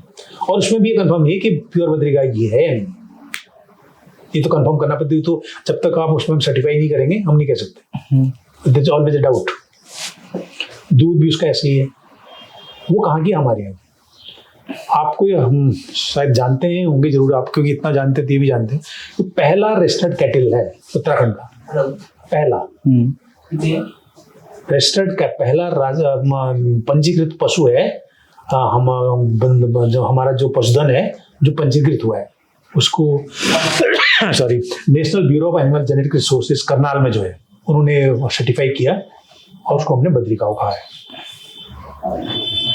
उस पे एक्चुअली अगर हम रिसर्च करें तो वो जो नॉर्मल गाय है, जर्सी हो, हॉल्स्टीन हो या और जो इतनी आती हैं ये साहीवाल हैं, कई नस्ल की गाय हैं, उन गायों से उनको आप जेनेटिकली देखेंगे बहुत डिफरेंट है, बहुत दूर है। हम जब जेनेटिक डिस्टेंसिंग करते हैं तो हमें पता चल जाता है कि कौन कितनी पुरानी है। तो हमारी जो गाय है बद्री गाय, अगर मैं इसको थोड़ा सा और इमोशनल स्पिरिचुअल होकर के फील लाके आपको कहूँ कि ये कामधेनु टाइप की हैं, और बाकी तो इन गायों को तो ब्रिटेन में गाय भी नहीं मानते, वो कहते हैं दे आर वाइल्ड एनिमल्स। हम तो अपनी गाय को वाइल्ड एनिमल नहीं कहते ना, तो हमारी इन लोगों ने तो डोमेस्टिकेशन इसको कहा है अपनी गायों का। भाई इनने कहा कि हमने डोमेस्टिकेट करके फार्म में रख लिया है, उसको डोमेस्टिकेशन कहते हैं। हमने तो बद्री गाय का डोमेस्टिकेशन नहीं किया ना, हम तो उसकी पूजा करते हैं। हमारे अच्छे बुरे काम में जो गोदान होता है, क्या आप जर्सी गाय का करते हैं? घर में पूछेगा नहीं करते। क्या चरना मृत्यु में जर्सी गाय का दूध यूज होता है? क्या चरना मृत्यु में साहीवाल गाय का मूत्र यूज होता है? नहीं होता है। तो हमको अपने बच्चों को बताना तो पड़ेगा। आपके जेनेटिकली आप डिफरेंट हैं, आपकी यूरिन क्वालिटी में डिफरेंस है, आपकी मिल्क का इसका जो है, आपने देखा गांव में कहते हैं कि गाय का दूध पिलाओ। अब वो गाय का दूध पिलाने का आशय वहां पर बद्री गाय से है, साहीवाल से नहीं है, जर्सी से नहीं है। गाय का दूध पिलाओ का आशय है बद्री गाय, हमारी पहाड़ी गाय का पिलाओ। क्यों है उसका रीजन? इसकी जो डाइजेस्टिबिलिटी है बद्री गाय के मिल्क की, वो उससे कहीं ज्यादा है। बच्चा उसको वोमिट नहीं करता। आजकल आपने बच्चे सुना कि हमें कह रहे कि दूध अच्छा नहीं लग रहा पीने में, कई बच्चे वोमिट कर देते हैं। कईयों को केसिन की एलर्जी होती है, जो केसिन प्रोटीन उसमें होती है, जैसे केसिन जाता है वो उल्टी कर देते हैं। लेकिन इस वाले में क्या है, इस वाले में वोमिटिंग होती ही नहीं है, ये बच्चे पी लेते हैं, डाइजेस्ट कर लेते हैं। तो हम कब सिखाएंगे लोगों को, भैया आप ये एक जनरेशन तक तो जर्सी काऊ चलेगी, दूसरे में नहीं चलेगी। हम कब बद्री काऊ पालना सिखाएंगे लोगों को? बताओ कब उसकी अरे साल भर में 2 kg बेचिए, 2 kg 1 किलो भी दूध देती है, तो साल भर में आप सोचिए अगर 8 महीने भी दूध दिया तो मल्टीप्लाई कर लीजिए आप, इतने ही किलो अगर दूध भी दिया, उसमें जितना घी निकला वो कम से कम मेरे हिसाब से 15 किलो होता है। 15 किलो घी अगर आपने साल में बना दिया, 15 नहीं आप 10 ही बनाइए, चलिए 6,000 के आपसे बेच दीजिए, 60,000 तो ऐसे हो गए आपके। उसकी रियरिंग कॉस्ट कितनी है, उसको पालने में कितने पैसे लगते हैं? 0। जर्सी के लिए तो आपको ये लाओ, वो लाओ, इंजेक्शन लगाओ, ये सब करो। तो हम करें, हम जो सस्टेनेबल लोकल रिसोर्सेज हैं उनको यूज ना करके ऑल्टरनेट ऐसे ले आते हैं जो 1 साल बाद किसी काम के नहीं रहते। इसलिए आपने सिलेक्टिव ब्रीडिंग कह रहा था। सिलेक्टिव ब्रीडिंग ही एक तरीका है पहाड़ों में अब अपनी फसलों को, अपने पशुधन को बचाने का। आपसे पूछ के, हमसे पूछ के कृत्रिम गर्भाधान किया गया। कृत्रिम गर्भाधान या आर्टिफिशियल इंसेमिनेशन के एक बद्री काऊ मिली और कहीं से किसी बुल का सीमन ला करके ना पूछा, उन्होंने कहा साहब ये तो कृत्रिम गर्भाधान कैसे, जो बच्चा पैदा हो बहुत ही ज्यादा दूध देगा। गाय पैदा हुई पहले जनरेशन F1 जनरेशन, उसमें तो अच्छी दूध दिया उसने, उसके अगली जनरेशन तो 0, फिर वही वापस घूम के वहीं आ गए। प्लस उसका जो बैल बछड़ा जो है मेल, वो तो किसी काम का ही नहीं है पहाड़ में, हमारी जिताई की काम, क्योंकि उसके तो वो तो चल भी नहीं पाता ना पहाड़ में, गाय और बैल तो चल ही नहीं पाते। हमको तो वो वाले चाहिए जो इतने छोटे खेत में भी हमारा जो बछड़ा है वो हल चलाने के लिए काम आ जाए। तो उसके मैं कह रहा हूँ कि वहाँ उसकी टोटलिटी में डिफरेंस है। अब ये चीजें हम इंडिजिनस नॉलेज सिस्टम में अपने बच्चों को बता नहीं पा रहे, जो कि हमारी जिम्मेदारी है। वो विश्वविद्यालयों की भी जिम्मेदारी है, विद्यालयों की भी जिम्मेदारी है, महाविद्यालयों की जिम्मेदारी, और मतलब समाज की भी जिम्मेदारी है। मतलब कोई भी आदमी अपनी जिम्मेदारी से भाग नहीं सकता है अगर आपको सशक्त और समृद्ध उत्तराखंड बनाना है। सबको जिम्मेदार होना ही पड़ेगा। और ये तो हमारे रूट्स में ही है ना, मतलब कि जो हमारा पशुधन है, जो हमारी कृत्रिम खेती है, या जो हमारा उत्पादन है, स्पेशली हमें ही मिला है। मतलब पर्वतीय होने के नाते हमें गॉड गिफ्ट मिला हुआ है, तो उसको बचाना भी हमारी जिम्मेदारी है और उसको आगे ले जाना। बिल्कुल सही, बिल्कुल सही। हाँ, क्योंकि कई सारी वेबसाइट्स एंड ऑल चल रही हैं, और इस बीच में तो बहुत ज़्यादा मैं देख भी रहा था कि बद्री गाय का घी A2 गाय का घी, जी। और ये ज़्यादा काफ़ी प्रचलन में है। और जो आपने बोला था 6,000 रुपये, इंटरनेशनल प्राइजेस तो वही हैं उसके, और उत्तराखंड में भी 3,000 रुपये के आसपास, 3,500 रुपये के आसपास में बिक रहा है। अच्छा, क्यों बिक रहा है ये भी मालूम नहीं लोगों को। हाँ। मतलब इसकी कॉस्ट अच्छा इतनी क्यों है? मतलब कोई चीज की अगर कॉस्ट होती है, मतलब बद्री गाय उसके क्यों reason महंगी होता है, reason का है। घी क्यों महंगा है? जैसे आजकल कह रहे सोना बहुत महंगा हुआ ना, उसके रीजन है। मतलब वैसे इकोनॉमिक्स का क्वेश्चन मुझे नहीं पता इकोनॉमिक्स, लेकिन मुझे बड़ा सा एक पोर्शन लगता है कि ये जो ग्लोबल टर्बुलेंस है ना, सोने का भाव बढ़ने का बड़ा रीजन ग्लोबल टर्बुलेंस है। चाहे वो रशिया यूक्रेन से लेकर के हो, वेनेजुला और अमेरिका की हो, या मिडिल ईस्ट की हो, या एशिया पैसिफिक कंट्रीज की हो, ये जो टर्बुलेंस है इसकी वजह से गोल्ड प्राइसेस में टर्बुलेंस है। तो ऐसे गाय के घी के कोई रीजन तो होगा, अचानक ऐसा कैसे हो गया? तो मेरे को जितना मुझे अभी तक पता है, there is not clinically proven, but there is something very important in Badri घी। बद्री गाय के घी में ऐसा कुछ है जिस पर भी रिसर्च चल रही है, जो बहुत ही इफेक्टिव मेडिसिनल वैल्यू का है, स्पेशली गैस्ट्रोइंटेस्टाइनल ट्रैक्ट में होने वाली बीमारियां या कोलोरेक्टल कैंसर से रिलेटेड। साइंटिफिकली प्रूवन डेटा भी नहीं आया है, आगे आ जाएगा तो तब एग्जैक्टली पता है। लेकिन उसका बड़ा रीजन ये माना जा रहा है कि प्रिलिमिनरी स्टडीज में ऐसा पता चला है, इसका खाना 1-2 चम्मच रोज खाना वेरी गुड। लेकिन हम खा रहे हैं क्या? नहीं खा रहे। और हम जो खा रहे हैं तो आप कह रहे हैं ना अमेजन से खरीद, हम गांव से नहीं खरीद रहे क्योंकि विश्वास नहीं हो रहा है हमें। हाँ, अपने ही लोग हमें विश्वास नहीं है, लेकिन अमेजन पे विश्वास है। वो ब्रांडेड पैकिंग। मेरी गांव की एक बहन लाके मुझे कह दे कि आपके लिए 1 किलो घी लेके आई हूँ बद्री गाय का, मुझे वो विश्वास नहीं होगा। लेकिन अमेजन वाले या फ्लिपकार्ट जो कंपनियां हैं ये, इनसे लेने में हमें 2 बार नहीं, तुरंत अपना ऑनलाइन का पेज खोलते हैं और ऑर्डर कर देते हैं। तो मैंने वही कहा ना, रिविजिट करना पड़ेगा उत्तराखंड। मैं तो वो भी देखा है कि दादी कुछ बूंदें लगती थी और आंखों में डाल दिया, आंखें साफ हो गई, थोड़ा जीभ में चखा दिया, मतलब मेडिसिनली उसका पहले प्रूवन है, मेडिसिनली प्रूवन है। हाँ। लेकिन अब वो डॉक्यूमेंटेड फॉर्म में आए, किसी बड़े जर्नल में छप के आए तो साइंटिफिकली वैलिडेशन हो जाएगा। जी, आपने गांव में पढ़ाई की और कभी आपको ऐसा लगा कि उसका मेरे को बहुत बेनिफिट मिला? बहुत ज्यादा।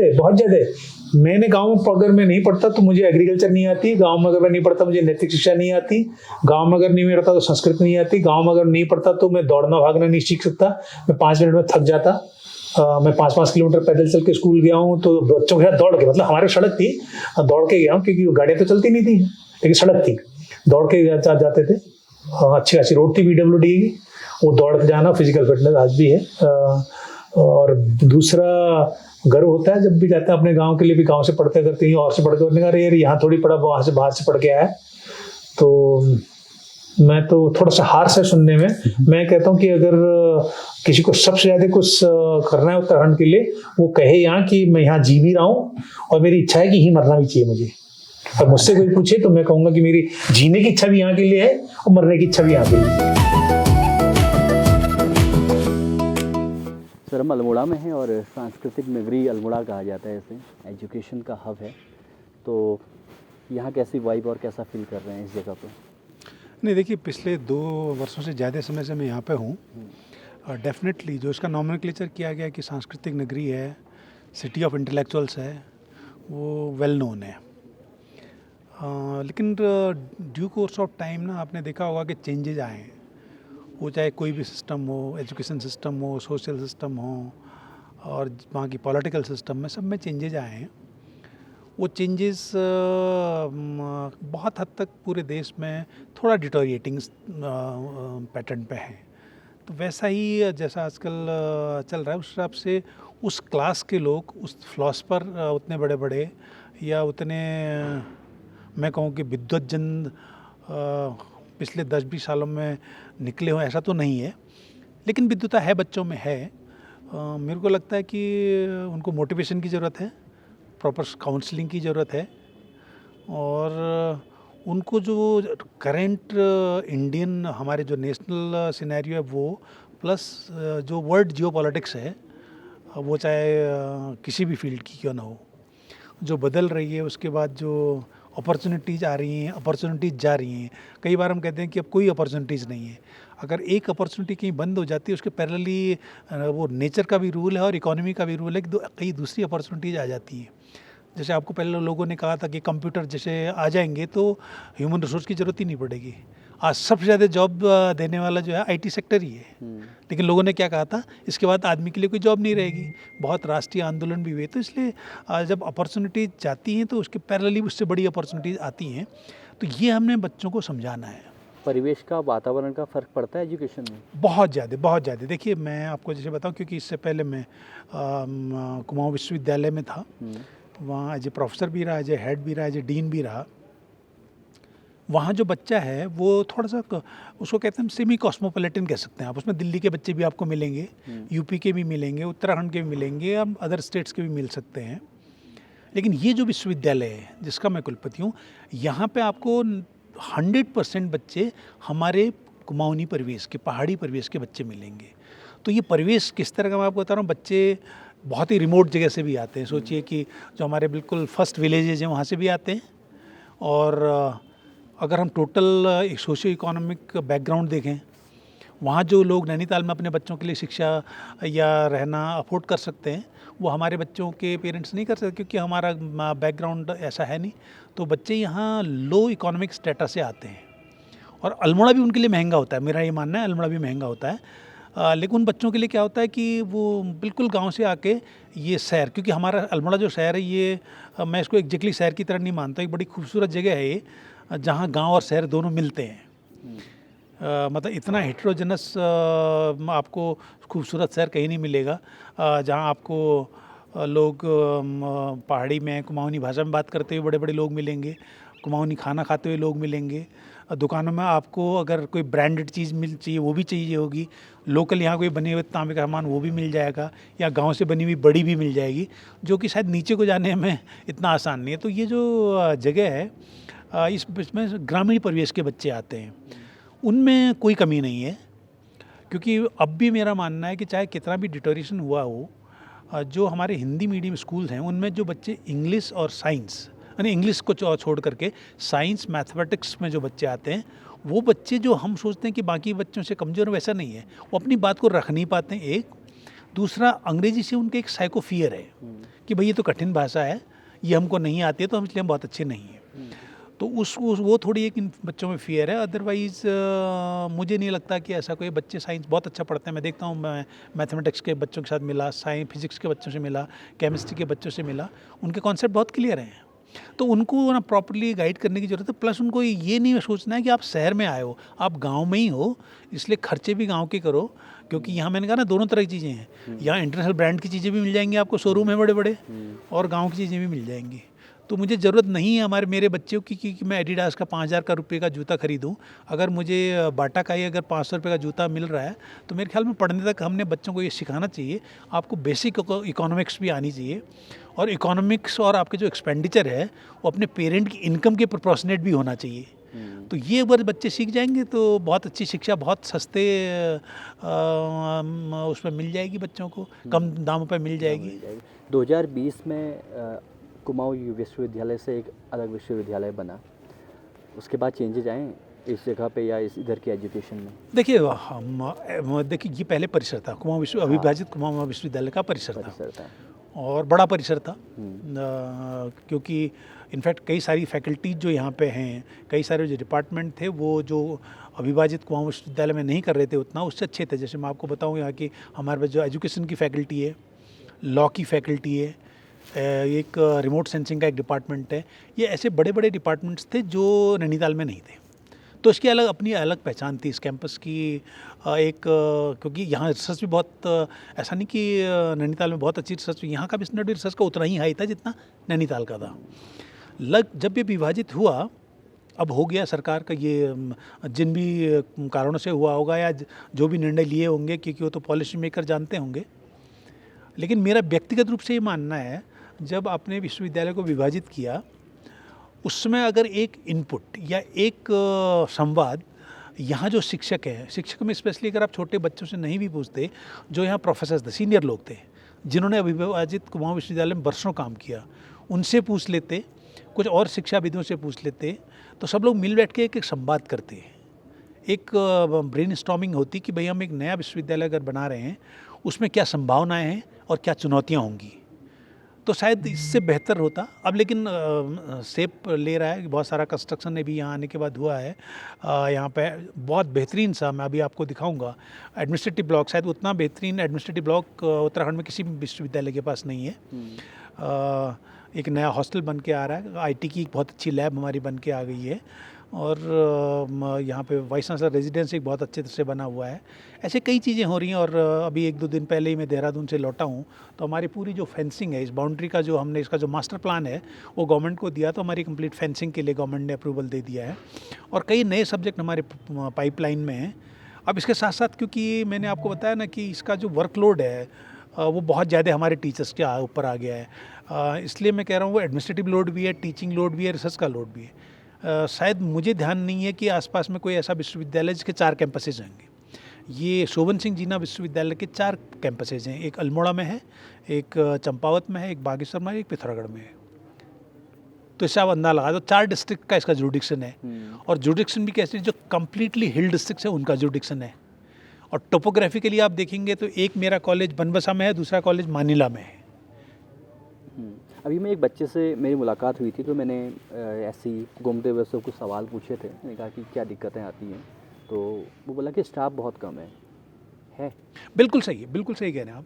क्योंकि ये जब से अविभाजित कुमाऊं विश्वविद्यालय का जब कैंपस था, जो स्टाफ तब था वही स्टाफ आज भी है। इनफैक्ट उससे भी कम हो गया है। कम क्यों हो गया कि कई वरिष्ठ लोग सेवानिवृत्त हो गए हैं। लेकिन अभी मैं आपको बताऊं, क्योंकि जैसा मुझे आश्वस्त किया गया सरकार द्वारा, मैंने कहा मैं कल ही देहरादून से लौटा हूँ, जितनी पोस्ट हमको चाहिए हैं, हमने तो उनको यूजीसी के स्टैंडर्ड के हिसाब से भेजा था।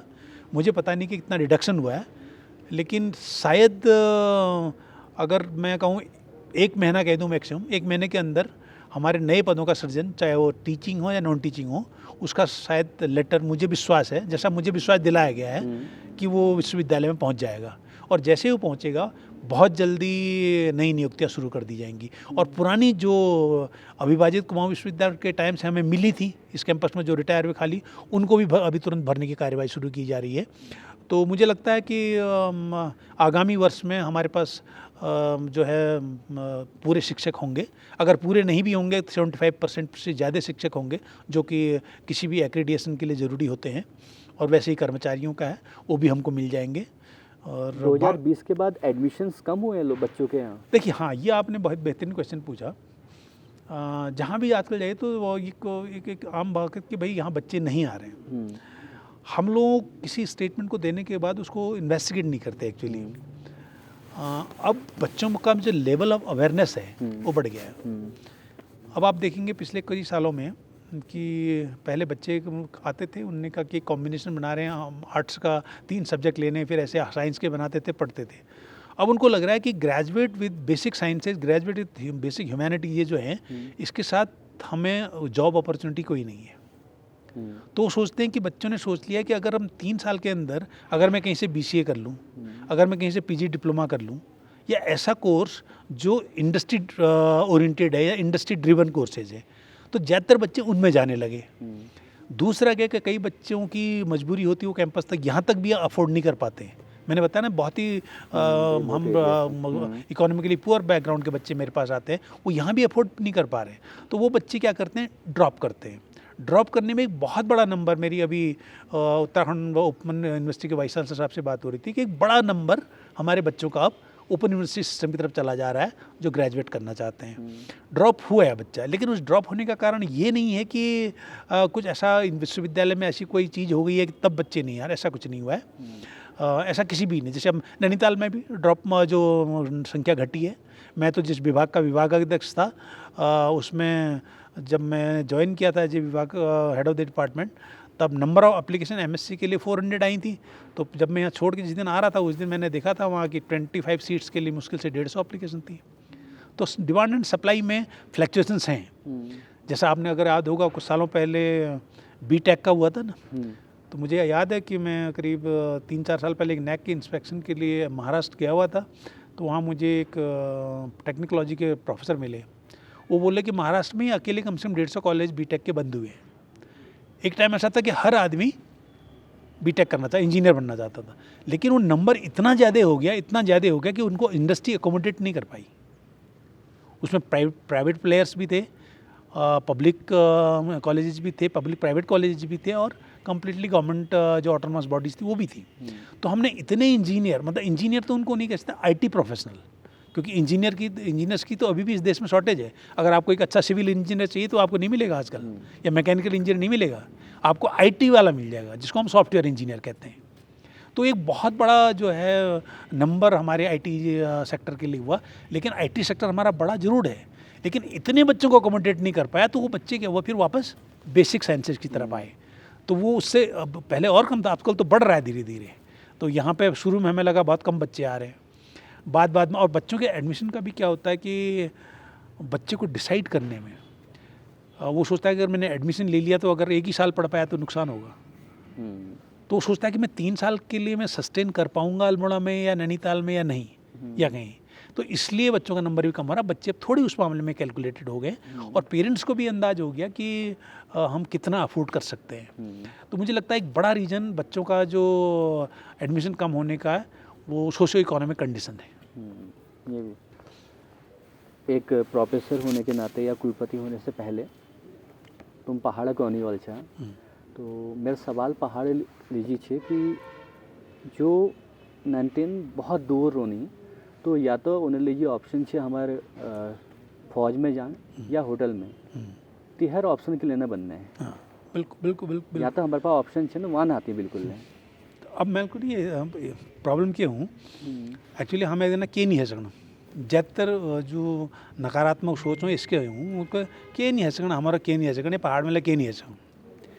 अगर ठुल जो सैन आदमी से इनले कहती भाई के नहीं है सकना, नंतीना दिमाग में क्या हूँ नेगेटिविटी, नकारात्मक विचार। उनको के जब ठुल जब बाबू को नहीं, चचा को नहीं, काक को नहीं कि भाई के नहीं है सकना, एक मतलब के नहीं है सकना। उनको यश कौन पड़ल, यह तो नहीं है सकना लेकिन यश है सकूँ, माने जाते हैं अंग्रेजी में कहनी ऑल्टरनेट। आप क्रिटिसिज्म में क्या क्या कर दिया, क्या कि बुराई कर दी हो, वो तो कहले काम नहीं चला ना। बुराई करे ये यश है सको तय बुराई इसलिए करना नहीं मैं कि यश है सको तय बल यश अगर हम अल्टरनेट 19 के बता दें 19 वो करल बिल्कुल ठीक छो। यहाँ तो हम भैया जो सुंगर जो है सब फसल ख़त्म कर देनी या बानों ने हमारे सब फसल उजड़ है।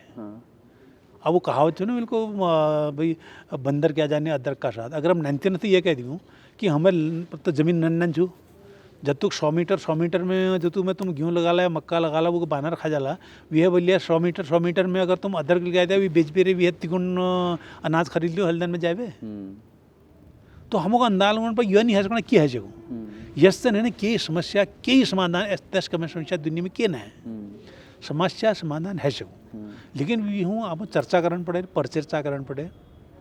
अब समस्या से गाँव वहाँ केच हो गया हम उनसे नहीं पूछना हम क्या करना बिल्कुल गांव वालों की ये समस्या हम मान लेना। देहरादून में बैठ बेरिया कहीं बैठ बेरिया नैनीताल दिल्ली कित क्या उत क्या ये पॉलिसी बनाया कि इनको पहाड़ों में ये प्रॉब्लम है रे हम उन्होंने तो डायरेक्ट कब्बे नहीं पहुँच कि तुम्हारी परेशानी के छो।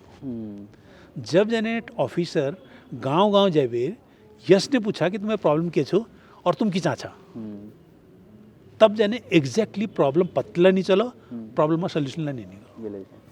अब हर आप देख लिया हर यहाँ ब्लॉक में वो लोग शिक्षा अधिकारी होनी उद्यान अधिकारी होनी कृषि अधिकारी होनी और कतु प्रकार अधिकारी होनी उन अधिकारियों अंडर एक कतु अधिकारी और ले होनी फील्ड वाले होनी उन्होंने कब है कोई डेटा लोगों से पूछ बेर दे सके उन गैर सड़क में दुकान में बैठ मनी पर्ची में क्या लिख लिया कोई आ बेर आ गया तुमको जान पड़ल घर घर जान पड़ल पत्त करना पड़ा एग्जैक्टली समस्या क्या छो गाँव जान पड़ा पत्त करना पड़ा कि तुम्हारी नौकरी हुई छो। अब हमारे यहाँ बहुत पटवार भर्ती होती है ना अगर लॉ ऑर्डर की समस्या रहे अगर पहले तो बढ़िया ही पटवारी साहब आप तो पुलिस वाले सन अब हम बताओ ना एक्चुअली कि प्रॉब्लम कहाँ होना है जब जने उन्होंने नहीं पूछला जिन्हें समस्या चे तो अपन मैंने उन्हें समस्या बनाई दिला तो सोल्यूशन कहाँ वाला अगर तुम क्या सोल्यूशन बना ला वो क्या काम नहीं आओ क्योंकि एक्चुअल प्रॉब्लम हमने पूछी नहीं उन्होंने तो पहले ये पूछना पड़ा एग्जैक्टली हम उनको समस्या है कि रहे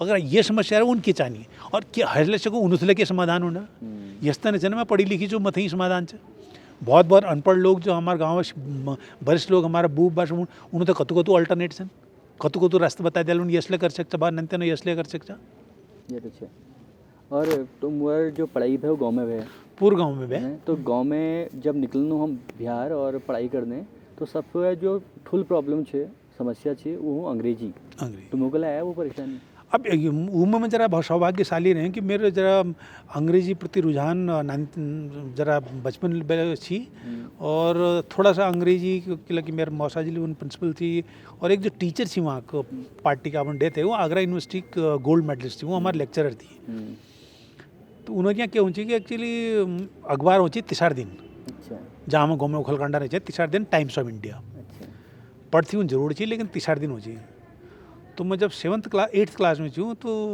एक दो बार मैं और बस स्टैंड बटी कॉलेज आने झो पकड़ो तो मैं एक दिन को वो अंग्रेजी अखबार जो तुम पढ़ लिया हुआ मगर दी दिला एक दिन फिर दूसरा दिन लिया तो उन्होंने कहा तू को औची की अंग्रेजी मैं को ऑन ने त्रिलोक सिंह बिस्ट लेट त्रिलोक सिंह बिस्ट मैं को शिकून आप तो उनको अच्छा ठीक छो एक दिन पढ़ ले एक दिन क्या कर ले मैं जरा जरा पढ़ूँ तो एक हैबिट ही है कि फिर 8th-9th क्लास में मैं उन तो श्रद्धा मांगी छी तो जरा अंग्रेजी ऐसा नहीं कहना कि लिटरेचर वाला है लेकिन अंग्रेजी में जरा फॉर्चुनेट रही सीखण में बुलाण में इसको तो जान बात फिर मैं नैनीताल आ गई नैनीताल में जरा कल्चर अलग टाइप छू लेकिन मैंने गाँव के स्कूल बटी जाओ पढ़ो 3-4 साल है पढ़ो ये बाद में नैनीताल आ गई जी तो लेकिन नैनीताल जो सब प्रॉब्लम है ना आप अगर ग्राफ अगर मैं स्टैटिस्टिकली आपको बताऊँ मगर आज ले याद छू नैनीताल में जब हम बीएससी एडमिशन लिए तो बीएससी फर्स्ट ईयर में हम करीब 180 नैनीताल चाहिए उन दिनों फेल है तो है आज जब बैग स्पेशल बैग या तस के एग्जाम नहीं होची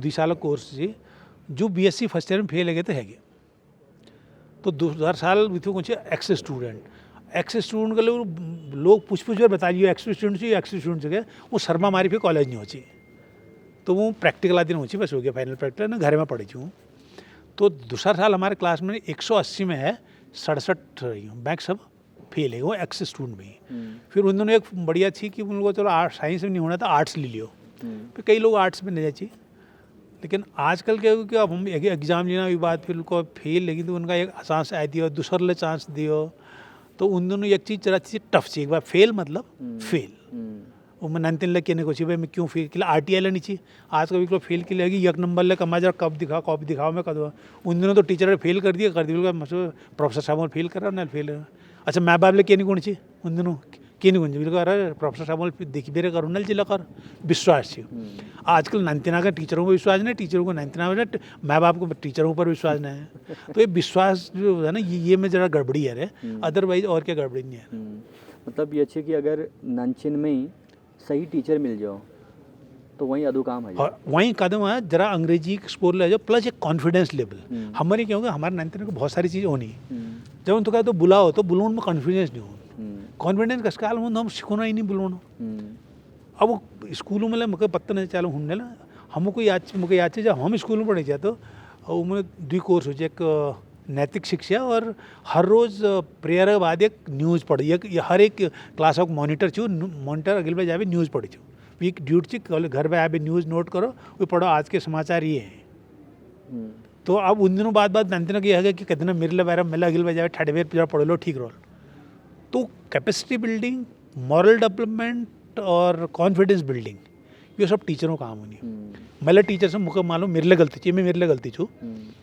अब हम क्या सोचना कि हम में और जो कोचिंग सेंटर में जो टीचर्स है उनमें क्या नहीं अंतर है अब कोचिंग सेंटर वाला टीचर ये बोले टीचर छू बोले नंतना को पढ़ाना तैयार कराना वील को तेरे क्लास 7 आर्ट्स क्लास छू अब 7 क्लास बाद क्या मतलब नहीं नंतिन कहाँ गई कितने गई भल काम करनी गलत काम करनी क्या करनी क्या मतलब नहीं कि वीक कोर्स पूरे होगा 7 एक क्लास भी लेकिन हमारे नंतिन खाली पढ़ाना काम नहीं है ना ओवरऑल डेवलपमेंट जैसे होनी कंप्लीट होलिस्टिक डेवलपमेंट उला करना चाहिए ना अब नंतिन कभी के गलत काम करनी क्या बीड़ी सिगरेट पीनी अगर कोई टीचर है बोला तो मुझे गलत काम करना नहीं कहो वो गलत नहीं है लेकिन कोचिंग सेंटर वाला टीचर नहीं कहो किला क्योंकि फीस दे रहा है उस तक फीस दे रहा है वहीं बात कर रहा है तो वकील को मैं वो उल्ट के कैसे हूँ तुमको क्या मतलब तुमको मैं फीस डबल दे रही है मैं कोचिंग डबल लियो मत किला कौन सा लेकिन यहाँ टीचर को ये इतनी तैयार होने पड़ा हमको ले कि नंतना तुम गलत काम हो ये गलत है तो नहीं हो यहाँ तो ये जो ट्रस्ट डेफिसिट है पिछले 10-20 साल में ये बहुत पहले के बढ़ के नंतिन चाहिए ना मेरे को मैं सब अगर तो पढ़ लो नहीं हाथ खुद तोड़ दिया हाथ तोड़ फिर देखो आज अगर आप 99 कैल कह दी टोड़ले नहीं, अगर 99 कह दी घर जाए फिर खाले झूठले शिकायत कह दी कि मैं आज प्रोफेसर साहब मारो या डांट लगाई या यस गए है बाकी मुँह गाय ठोकी, पहले FIR ले हेजल वहाँ पे मनी लोगों को इकट्ठे कर कॉलेज ले आ जाल, यूनिवर्सिटी ले आ जाल, हंगामा ले आ जाल। ये क्या कि relation deficit, trust deficit between teacher and student, संवादहीनता है ये। अब 99 को ये पता चाहिए टीचर को कौन नहीं कौन, टीचर के सुनो मैं इसे पूछूं नहीं पूछूं, तो गैप है ये गैप जब जने फिल नहीं हो तब जने समस्या समाधान नहीं हो। इस परिसर में हम बैठे हुए हैं, ये बहुत ऐतिहासिक है, मैंने पहले भी कहा था। यहाँ की पढ़ाई के बारे में बहुत चर्चे सुने मैंने, तो वैसी पढ़ाई आज भी है यहाँ पर जो हुआ करती थी एक दौर में? मैं आपको बताऊं, डेफिनेटली यहाँ एक जो मैंने ऑब्जर्व किया जो वाइस चांसलर, जो होता है वो टॉप क्लास होता है, जो नहीं होता है फिर वो नहीं होता है। अच्छा, समझ रहे हो मेरी बात को? हाँ। अगर पढ़ाई नहीं हो रही है तो नहीं हो रही है, अगर हो रही है तो टॉप क्लास हो रही है। मैंने आपको बताया थोड़ी देर पहले, शायद मैंने आपको अपने डीन साइंस से मिलवाया था। हाँ। वो बहुत ही अच्छे टीचर भी मैंने आपको बताया हैं, बहुत ही अच्छे रिसर्चर भी हैं और बहुत ही अच्छे वंडरफुल ह्यूमन बीइंग हैं, प्लस बहुत अच्छे एडमिनिस्ट्रेटर भी हैं। ऐसा कॉम्बिनेशन किस यूनिवर्सिटी में किसी टीचर, ऐसे मेरे पास उनकी तरह के कई सारे सीनियर टीचर हैं, लेकिन वो सीनियर टीचर कई सालों से काम कर रहे हैं, वो कई वो सुपर एन्युएशन की तरफ है, रिटायरमेंट की तरफ है। तो मुझे डर इस बात का है, इसलिए मैं सरकार के ऊपर और थोड़ा उनको सरकार से अपने आप को आश्वस्त होना चाहता हूँ या रिक्वेस्ट करना चाहता हूँ कि जब ये बड़े लोग जो उम्र में भी बड़े हैं, ज्ञान में भी बड़े हैं, रिटायर करेंगे तो एक वैक्यूम क्रिएट होगा। उस वैक्यूम क्रिएट होने से पहले अगर उनके रहते रहते हमने नए लोगों को भर्ती कर लिया, उनके रहते रहते उनको थोड़ा ट्रेन करके चले गए, जो अंग्रेजी में सेकेंड लाइन ऑफ डिफेंस उन्हें तैयार कर दी, तो बच्चों को कोई प्रॉब्लम नहीं होगी। अगर आज मेरा एक फिज़िक्स का, एक हिस्ट्री का, एक कॉमर्स का एक प्रोफेसर, कोई प्रोफेसर हैं और रिटायर हो जाते हैं, तो एक असिस्टेंट प्रोफेसर कितना भी विद्वान क्यों ना हो, क्या वो एक प्रोफेसर की भरपाई कर सकता है? नहीं कर सकता है। आपको वरिष्ठ लोग चाहिए होते हैं, प्रशासन के लिए भी चाहिए होते हैं, शिक्षा के लिए भी चाहिए, शोध के लिए भी चाहिए होते हैं। तो वो शायद हो सकता है कि ये तो धरती भगवान की भी है ना, इसको तो मुझे बताया गया कि शहर को ही पहले से पूजा करके बसाया गया है, और मुझे विश्वास है कि ऐसा नहीं होगा। हमें बहुत जल्दी शिक्षक मिल जाएंगे और इस तरह की परेशानी हमें नहीं आएगी कि जो हमारी पढ़ाई है आज जैसी है उससे निरंतर बढ़ती रहेगी, और फिर ये जो परिसर की जो गरिमा थी, जो उसको बहुत जल्दी वापस पा लिया जाएगा, ऐसा मेरा विश्वास है। बहुत अच्छी मुलाकात रही और बहुत अच्छा लगा आपसे बात करते हैं। बहुत बहुत धन्यवाद आपको, आपके चैनल का भी बहुत बहुत धन्यवाद, और मैं भगवान से प्रार्थना करता हूँ कि आपका चैनल दिन दुगनी रात चौगुनी प्रगति करे, और आपका इस विश्वविद्यालय में आने के लिए बहुत बहुत धन्यवाद।